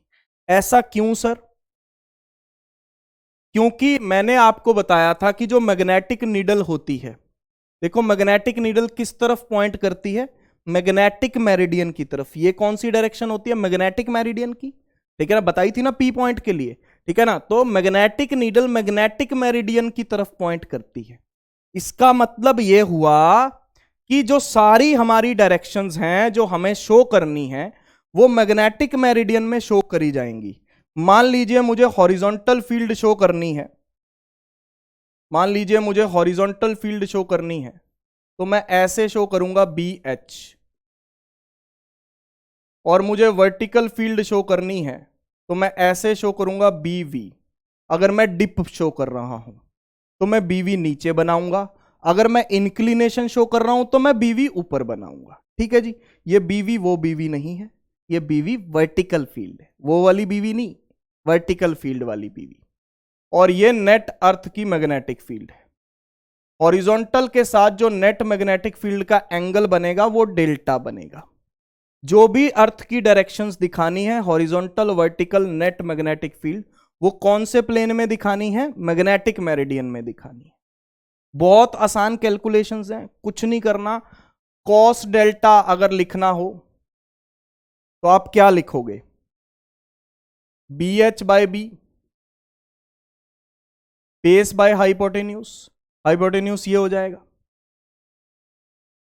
Cos delta BH by B base by hypotenuse. ये हाइपोटेन्यूज ही तो होगा। अरे अगर इसको, ये तो वेक्टर के हिसाब से बनाया हुआ है कि ये रिजल्टेंट है, ठीक है ना। तो BH, अगर इसको ट्रायंगल बना लो, ये BH बना लो, ये BV बना लो, और इसको B बना दो, लो इसको ट्रायंगल बना लो, ठीक है जी। और ये डेल्टा एंगल हो। तो क्या अब कॉस डेल्टा को BH बाय B बोल सकते हो? बोल सकते हो, वैसे बोल लो। तो B कॉस डेल्टा BH होगा। भाई B का ऐसे समझ लो, ऐसे समझो, B का, इधर देखो, B का मैं कॉस कंपोनेंट करूंगा, B कॉस डेल्टा, क्या वो BH आएगा? B का मैं कॉस कंपोनेंट करूंगा डेल्टा के साथ वाला, BH होगा। और साइन कंपोनेंट करूंगा तो क्या वो BV बनेगा? Sine delta BV by B और tan delta BV by BH, perpendicular by base, BV by BH, tan delta BV by BH, ठीक है जी। बना सकते हो, sine delta, cos delta, tan delta, याद रहेगा। ओके, नेट मैग्नेटिक फील्ड निकालनी होगी तो पाइथागोरस लगा लोगे, BH square plus BV square, इस तरीके से निकाल लोगे, बिल्कुल निकाल लेंगे। समझ गए? इस तरीके से क्या ये वैल्यूज निकाल सकते हैं? बिल्कुल निकाल सकते हैं भाई। किस डायरेक्शन में कैलकुलेशंस हो रही हैं? मैग्नेटिक मेरिडियन में सारी कैलकुलेशंस होंगी। इसको क्या बोलेंगे? डिप या इंक्लिनेशन। अगर BV नीचे होगा तो इसको क्या बोलेंगे? डिप। अगर BV ऊपर होगा तो इसको क्या बोलेंगे? इंक्लिनेशन। ये क्या है? डिक्लिनेशन एंगल, और ये BH है। अब बहुत सारे लोगों को कंफ्यूजन होगा, सर BV क्यों नहीं लिखा यहां पे? मैग्नेटिक एलिमेंट में BH ही क्यों लिखते हैं? देखो बेटा, अगर आपको थीटा पता है, थीटा तो डिक्लिनेशन बता गया, ठीक है ना। अगर आपको डेल्टा पता है और बी एच पता है तो क्या आपका बी आ जाएगा? ध्यान से देखना इस इक्वेशन से। अगर आपको डेल्टा पता है और बी एच पता है तो क्या आपको बी पता चल जाएगा? पता चल जाएगा। अगर आपको डेल्टा पता है और बी एच पता है तो क्या आपको बीवी पता चल जाएगा? पता चल जाएगा tan डेल्टा से। समझ पा रहे हो? यानी कि आपको अगर डेल्टा और बी एच पता है तो आपको बीवी और बी दोनों पता लग जाएंगे। तो अर्थ की मैग्नेटिक फील्ड निकालने के लिए बी का पता होना जरूरी नहीं है। आपको अगर ये दोनों पता है तो बी अपने आप आ जाएगा। और मैग्नेटिक एलिमेंट्स हम किसको बोलते हैं? मैग्नेटिक एलिमेंट्स हम उसको बोलते हैं कि जो एलिमेंट्स अर्थ की मैग्नेटिक फील्ड के बारे में सब कुछ पता करने के लिए जरूरी होते हैं, उसको हम मैग्नेटिक एलिमेंट्स बोलते हैं। समझ पा रहे हो बात को? उसको हम मैग्नेटिक एलिमेंट्स बोलते हैं। तो अगर आपको बी एच और डेल्टा पता है तो बीवी और बी अपने आप पता चल जाएंगे, उसको अलग से लिखने की जरूरत नहीं है, उसको मैग्नेटिक एलिमेंट्स में कंसीडर करने की जरूरत नहीं है। ठीक है जी, ध्यान रखना। कुछ सवालों पे आओ भाई। सवाल क्या है? Calculate earth magnetic field at a place where dip angle is 60 degree and horizontal component of earth field is 0.3 gauss. G होता है गॉस। 1 गॉस होता है 10 की पावर -4 टेस्ला। अर्थ की जो फील्ड होती है बेटा वो कम ही होती है। अर्थ की फील्ड जनरली, अर्थ फील्ड जनरली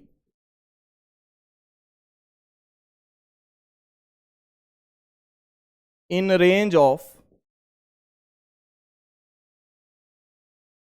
10 की पावर -4 और 10 की पावर -5 टेस्ला, इस रेंज में होती है। और 10 की पावर -4 टेस्ला को गॉस बोला जाता है, इसीलिए यहां पे इन्होंने गॉस लिखा हुआ है। जी मतलब गॉस, ठीक है ना, गॉस, ये गॉस होता है भाई। तो calculate earth field at a place where angle of dip is 60 degree. Angle of dip जो है, डिप मतलब नीचे की तरफ है, 60 डिग्री है। और हॉरिजॉन्टल फील्ड जो है वो 0.3 जी है।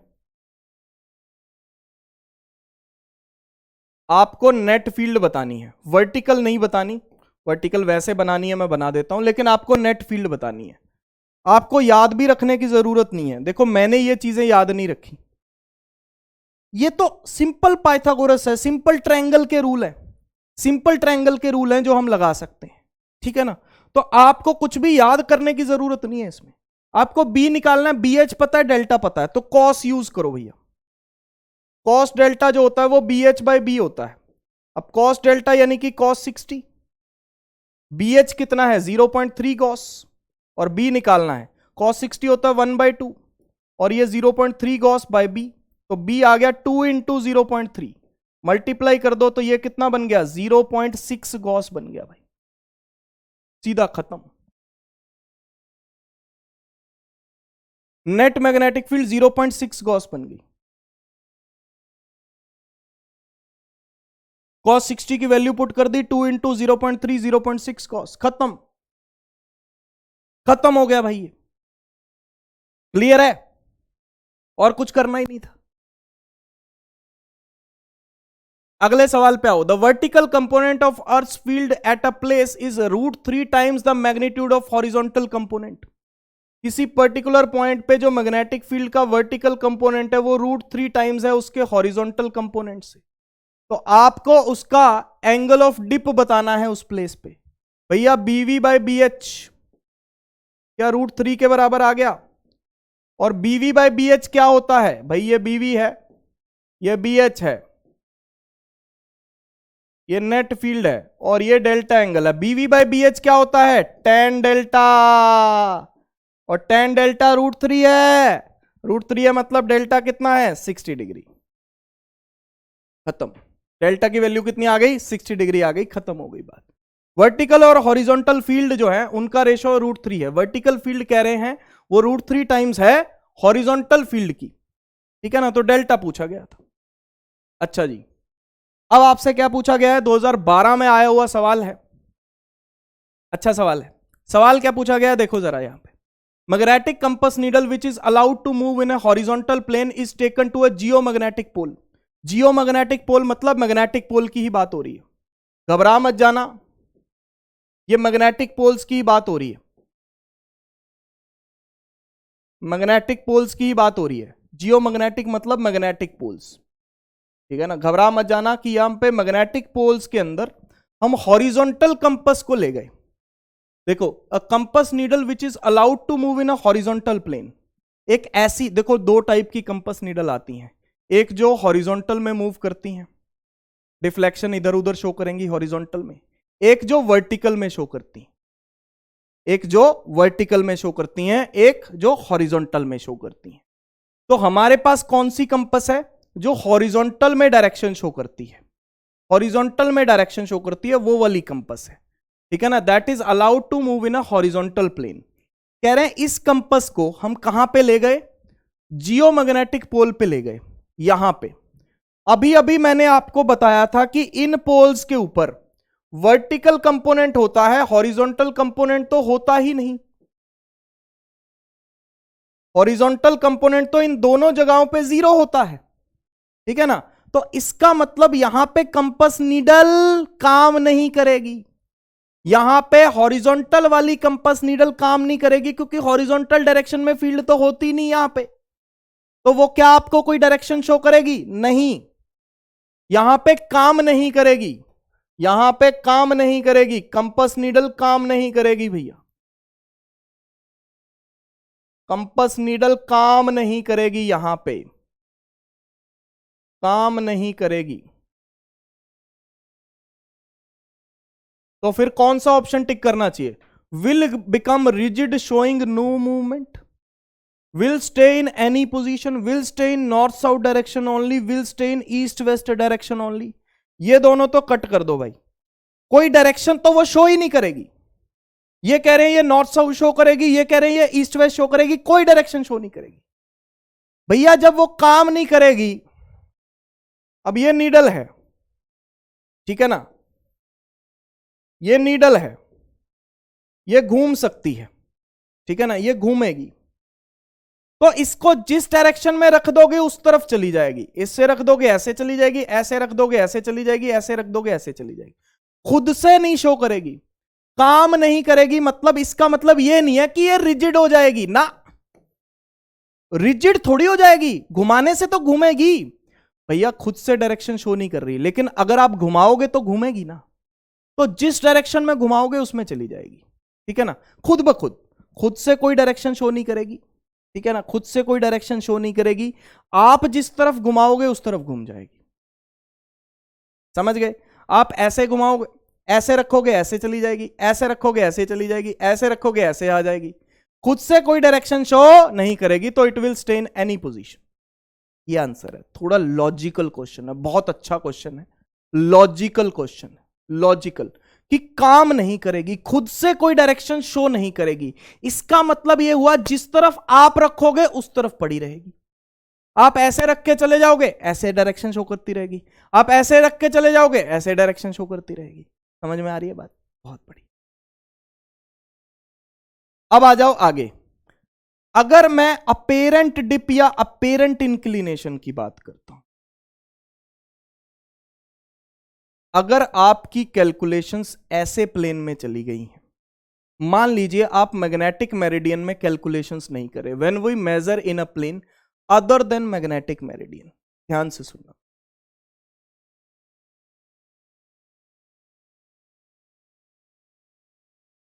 अब मैं क्या करता हूं, वही बुक दोबारा बनाता हूं, लेकिन अब ये जो पीछे वाला पन्ना है बुक का, इसको मैं मैग्नेटिक मेरिडियन बोलता हूं,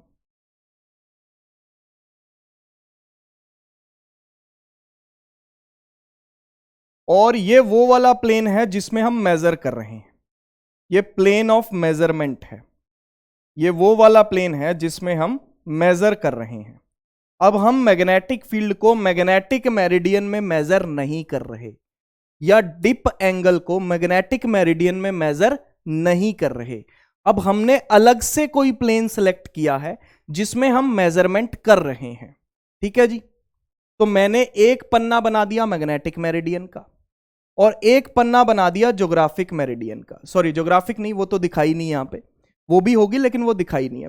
एक पन्ना बना दिया प्लेन ऑफ मेजरमेंट का, ठीक जी। अच्छा जी, मैग्नेटिक मेरिडियन में जो हॉरिजॉन्टल कंपोनेंट होता है, इन दोनों के बीच को एंगल को अल्फा मान लेते हैं कि जो हमारे वाला प्लेन ऑफ मेजरमेंट है और मैग्नेटिक मेरिडियन है उसमें एंगल अल्फा है, ठीक है जी। Angle between magnetic meridian M लिख देता हूं एंड प्लेन ऑफ मेजरमेंट, ठीक है, ओके। इन दोनों के बीच एंगल अल्फा है। इसमें जो एक डायरेक्शन दिखाई जाएगी वो हॉरिजॉन्टल फील्ड दिखाई जाएगी। वर्टिकल फील्ड दोनों के लिए कॉमन होगी भैया, वर्टिकल फील्ड दोनों के लिए कॉमन होगी, मेरी बात ध्यान से सुनना। और हॉरिजॉन्टल कंपोनेंट दोनों का अलग अलग होगा। इसको मैं BH डैश लिख रहा हूं, ध्यान से सुनना मेरी बात। ये दो पन्ने हैं, दिख रहा है, कॉपी के दो पन्ने हैं, दिख रहा है ना, ओके। इनकी क्या वर्टिकल एक्सिस सेम है? क्या ये वर्टिकल लाइन इन दोनों की सेम है? देखना जरा, क्या इनकी वर्टिकल लाइन सेम है? ये देखो, क्या इनकी वर्टिकल लाइन सेम है? हाँ, इनकी वर्टिकल लाइन सेम है। क्या इनकी वर्टिकल लाइन सेम है? जी हाँ, इनकी वर्टिकल लाइन सेम है। वर्टिकल लाइन क्या है? सेम है भाई। तो इसका मतलब आप किसी भी प्लेन में मेजर करो, वर्टिकल कंपोनेंट वही रहेगा। Vertical component remains fixed, remains same in any plane. आप किसी भी प्लेन में मेजरमेंट करो, वर्टिकल कंपोनेंट सेम रहेगा।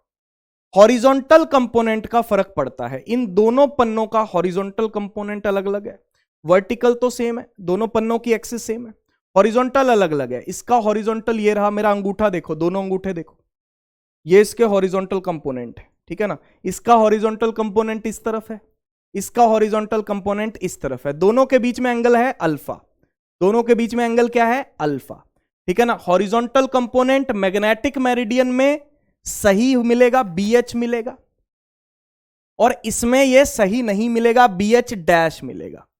इस प्लेन में मैग्नेटिक मेरिडियन में हॉरिजॉन्टल कंपोनेंट अर्थ की फील्ड का वो BH मान लेते हैं, और इस प्लेन में अर्थ की मैग्नेटिक फील्ड का हॉरिजॉन्टल कंपोनेंट BH डैश मान लेते हैं। अब इस प्लेन के अंदर जो हमें डिप मिलेगा, क्या वो भी हमें सही मिलेगा या नहीं? नहीं, वो सही नहीं मिलेगा। तो इस प्लेन के अंदर जो हमें डिप मिलेगा उसको हम बोलेंगे delta dash, delta dash, delta dash, ठीक है ना। तो यहां पे अपेरेंट डिप या अपेरेंट इंक्लिनेशन को डेल्टा डैश से बोलेंगे। इससे बोलेंगे डेल्टा डैश से। तो tan डेल्टा डैश क्या होगा?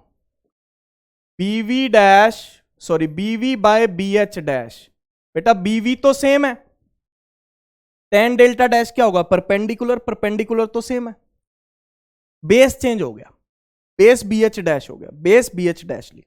अच्छा जी, अब BH और BH डैश के बीच क्या रिलेशन है, अब वो बताता हूं मैं आपको, क्योंकि रिलेशन मुझे अपेरेंट डिप और ट्रू डिप के बीच में बताना है। अब देखो, BH और BH डैश के बीच एंगल अल्फा है, BH और BH डैश के बीच एंगल अल्फा है, देखो जरा ध्यान से, BH और BH डैश के बीच एंगल अल्फा है।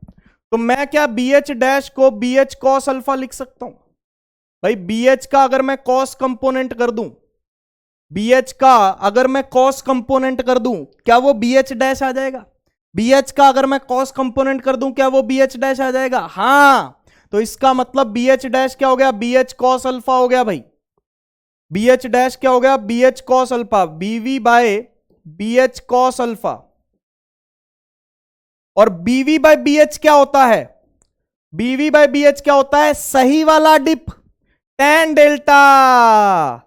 तो tan डेल्टा डैश क्या बन गया? tan delta upon cos alpha.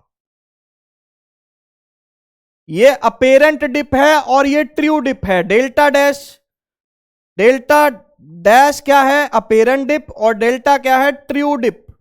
True कहेंगे या इसे एक्चुअल डिप कहेंगे?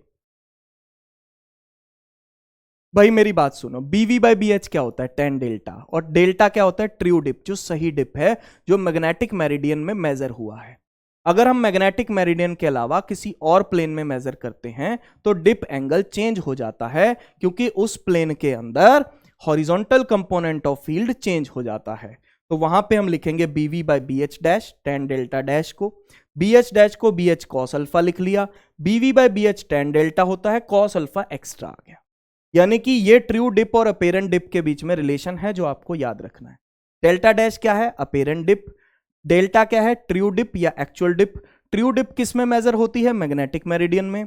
डेल्टा डैश किस में? अपेरेंट डिप किस में मेजर होती है? किसी और प्लेन में, जिसको हम प्लेन ऑफ मेजरमेंट कह रहे हैं।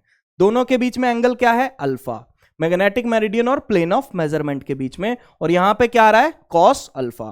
तो tan delta dash is equal to tan delta by cos alpha. tan delta dash is equal to tan delta by cos alpha. दिमाग में बिठा लो, रिवाइज बहुत करना पड़ेगा इसको, क्योंकि दिमाग में बिठानी पड़ेंगी चीजें। एक बार लेक्चर देखने के बाद, यह बात ध्यान रखना, एक बार लेक्चर देखने के बाद इसको रिवाइज कर लेना उसी दिन। अगर रात को देख रहे हो तो अगले दिन सुबह रिवाइज कर लेना, फिर चीजें दिमाग में बैठेंगी। पहली बार 80% समझ में आएगा, दूसरी बार 90 आएगा, तीसरी बार 100 आ जाएगा। धीरे धीरे चीजें समझ में आएंगी, जैसे जैसे सवाल सॉल्व करोगे और ज्यादा समझ में आएगा। थोड़ा चैप्टर कॉम्प्लिकेटेड है, ये वाला टॉपिक खास करके कॉम्प्लिकेटेड है, क्योंकि 3D आ जाती है, यहां पे 3 डायमेंशन आ जाता है, तो टॉपिक कॉम्प्लिकेटेड है भाई। ठीक है जी, ध्यान रखना इस बात का। सवाल, हालांकि सवाल आसान होंगे, सवाल आसान होंगे, सवाल मुश्किल नहीं होंगे, समझना मुश्किल है बस। सवाल तो बहुत आसान है। देखो, true value of a dip at a place is 30 degree, मतलब डेल्टा जो है एक जगह पे वो 30 डिग्री है। The vertical plane carrying the needle is turned through 30 degree from the magnetic meridian. जिस प्लेन में नीडल है उसको मैग्नेटिक मेरिडियन से 30 डिग्री पे ले आए, मतलब ये इस प्लेन की बात कर रहे हैं जो हमारा प्लेन ऑफ मेजरमेंट है। जो हमारा प्लेन ऑफ मेजरमेंट है उसको यहां पे ये 30 डिग्री पे ले आए मैग्नेटिक मेरिडियन से। Is turned to 30 degree from magnetic meridian. हम मैग्नेटिक नीडल को किस प्लेन में ले आए? उस प्लेन में ले आए जो मैग्नेटिक मेरिडियन से 30 डिग्री पे एंगल बनाता है। ठीक है जी, इसका मतलब अल्फा की वैल्यू 30 डिग्री है। तो आपसे क्या पूछा गया? Apparent dip. तो tan delta dash is equals to tan delta by cos alpha. दोनों की वैल्यू 30 डिग्री है, तो tan 30 बाय कॉस 30। tan 30 होता है 1/√3, cos 30 होता है √3/2, √3/2। तो 2 ऊपर चला जाएगा और नीचे रहेगा √3 इंटू √3, तो ये बन जाएगा 2/3, यानी कि tan delta dash is equals to 2/3। तो डेल्टा डैश आ गया हमारे पास tan inverse 2/3, tan inverse 2/3। Delta dash कितना आ गया? tan inverse 2/3, tan inverse 2/3। खत्म। अगला टॉपिक, बस ये 10-15 मिनट में खत्म हो जाएगा भाई, डोंट वरी, ठीक है ना। Apparent dip in 2 vertical planes at right angles. अब 2 परपेंडिकुलर प्लेन्स में अगर अपेरेंट डिप आपको गिवन हो तो उससे ट्रू डिप कैसे निकाली जाएगी वो मैं आपको बताने वाला।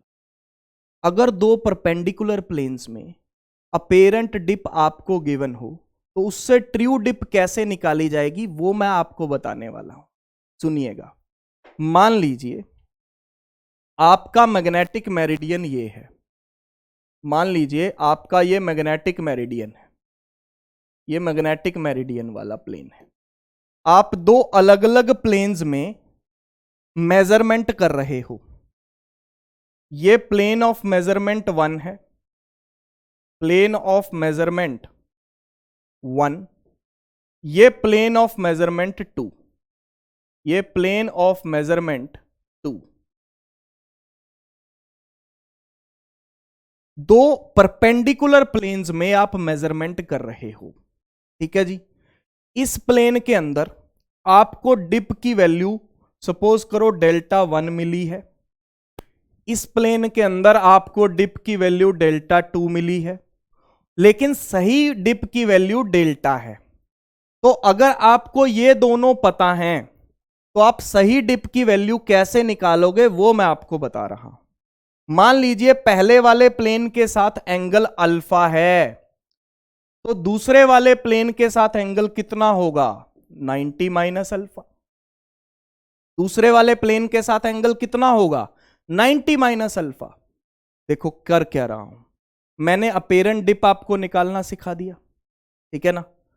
अब मैं क्या कह रहा हूं कि दो अपेरेंट डिप है हमारे पास।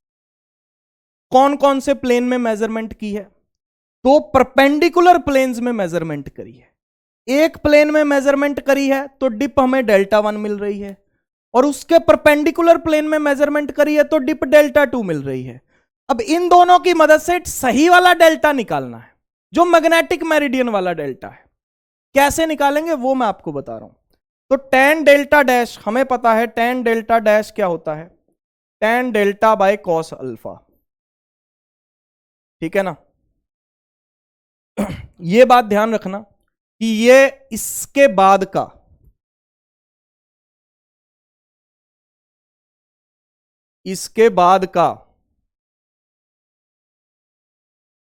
जो पोर्शन है वो बोर्ड्स में नहीं है। मैं यहां पे ऐड कर देता हूं, इसके बाद का पोर्शन बोर्ड्स में नहीं है। जो इससे पहले हो गया, यानी कि अपेरेंट डिप जहां से स्टार्ट होता है वो पोर्शन बोर्ड में नहीं है, सिर्फ यहीं तक है। ट्रू डिप निकालने तक ही है, ठीक है ना। ट्रू डिप निकालने तक ही बोर्ड में पोर्शन है। इसके बाद का ये जो पोर्शन है ये नीट के लिए है, ठीक है जी, ये नीट के लिए, ध्यान रखना इस बात। tan delta dash tan delta by cos alpha होता है। तो यहां पे मैं पहले के लिए लिखूंगा tan delta 1 is equals to tan delta by cos alpha, ठीक है जी, आ गया, खत्म। तो इससे कॉस अल्फा निकल जाएगा, tan delta bye tan delta 1। Angle कितना था? अल्फा। मैग्नेटिक मेरिडियन और फर्स्ट वाले प्लेन के बीच एंगल कितना है? अल्फा। लेकिन मैग्नेटिक मेरिडियन और सेकंड वाले प्लेन के बीच एंगल अल्फा नहीं है भाई। तो यहां पे tan delta 2 is equal to tan delta by cos alpha नहीं लिखेंगे, 90 माइनस अल्फा लिखेंगे, 90 माइनस अल्फा। तो ये tan डेल्टा 2 हमारे पास हो जाएगा tan delta by sine alpha, tan delta by sine alpha हो जाएगा। तो इससे हमारे पास साइन अल्फा आएगा tan delta bye tan delta 2।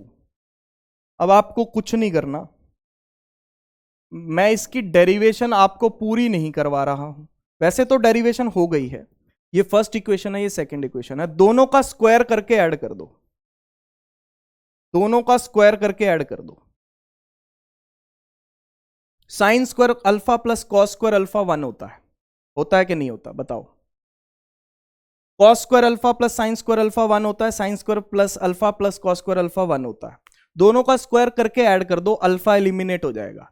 इससे जो हमारे पास रिजल्ट बनेगा मैं आपको वो बता रहा हूं, cot square delta 1 plus cot square delta 2 is equals to cot square delta.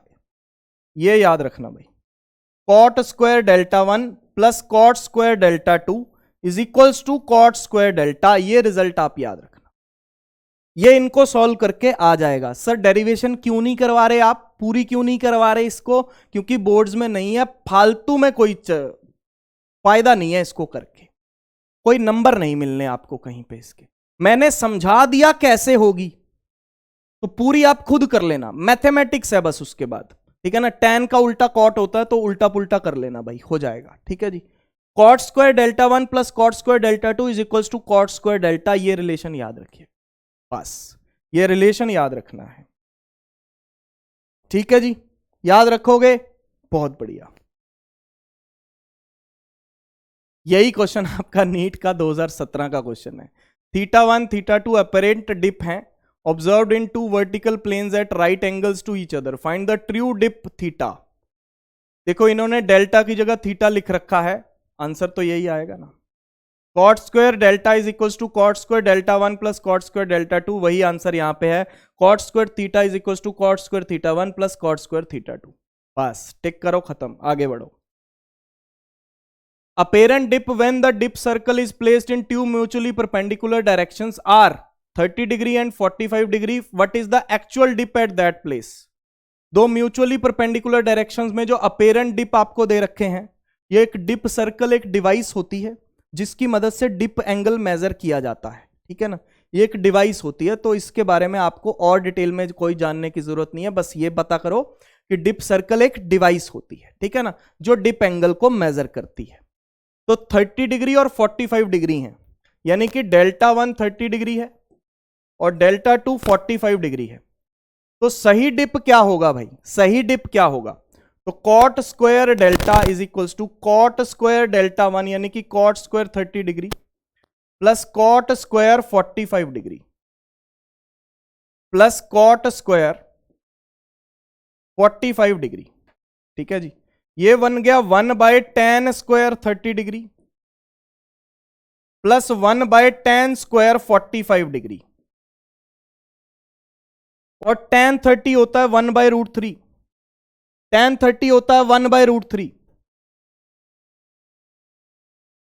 tan 30 होता है 1/√3 उसका स्क्वायर, tan 45 होता है 1 इसका स्क्वायर, 1/√3 का स्क्वायर क्या बनेगा 1/3, 1 का स्क्वायर क्या बनेगा 1, 1/3 ये ऊपर चला जाएगा तो ये 3 बन जाएगा, 3 + 1 कितना हो गया 4, 3 + 1 कितना हो गया 4 हो गया भैया।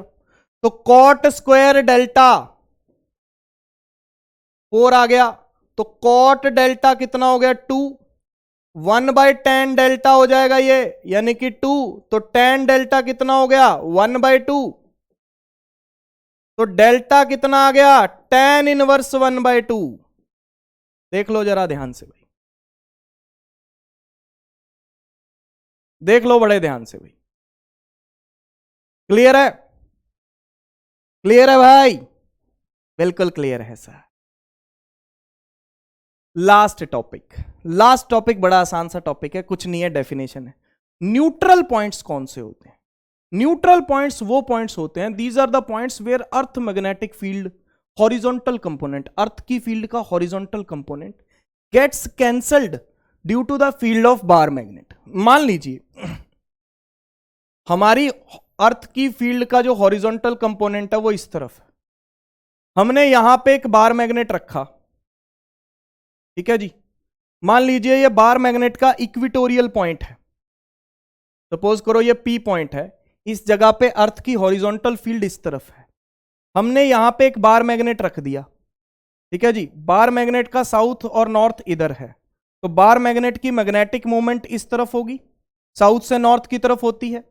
इक्विटोरियल पॉइंट पे जो मैग्नेटिक फील्ड होती है, ये इक्विटोरियल पॉइंट है बेटा बार मैग्नेट का, इक्विटोरियल पॉइंट पे जस्ट मैं एग्जांपल ले रहा हूं, ठीक है ना, जस्ट मैं एग्जांपल ले रहा हूं कि ये इक्विटोरियल पॉइंट है बार मैग्नेट का, यहां पे जो बार मैग्नेट की जो फील्ड होगी वो मैग्नेटिक मोमेंट के अपोजिट होती है, तो ये बार मैग्नेट की मैग्नेटिक फील्ड होगी BM। ये एक दूसरे को अगर कैंसिल कर दें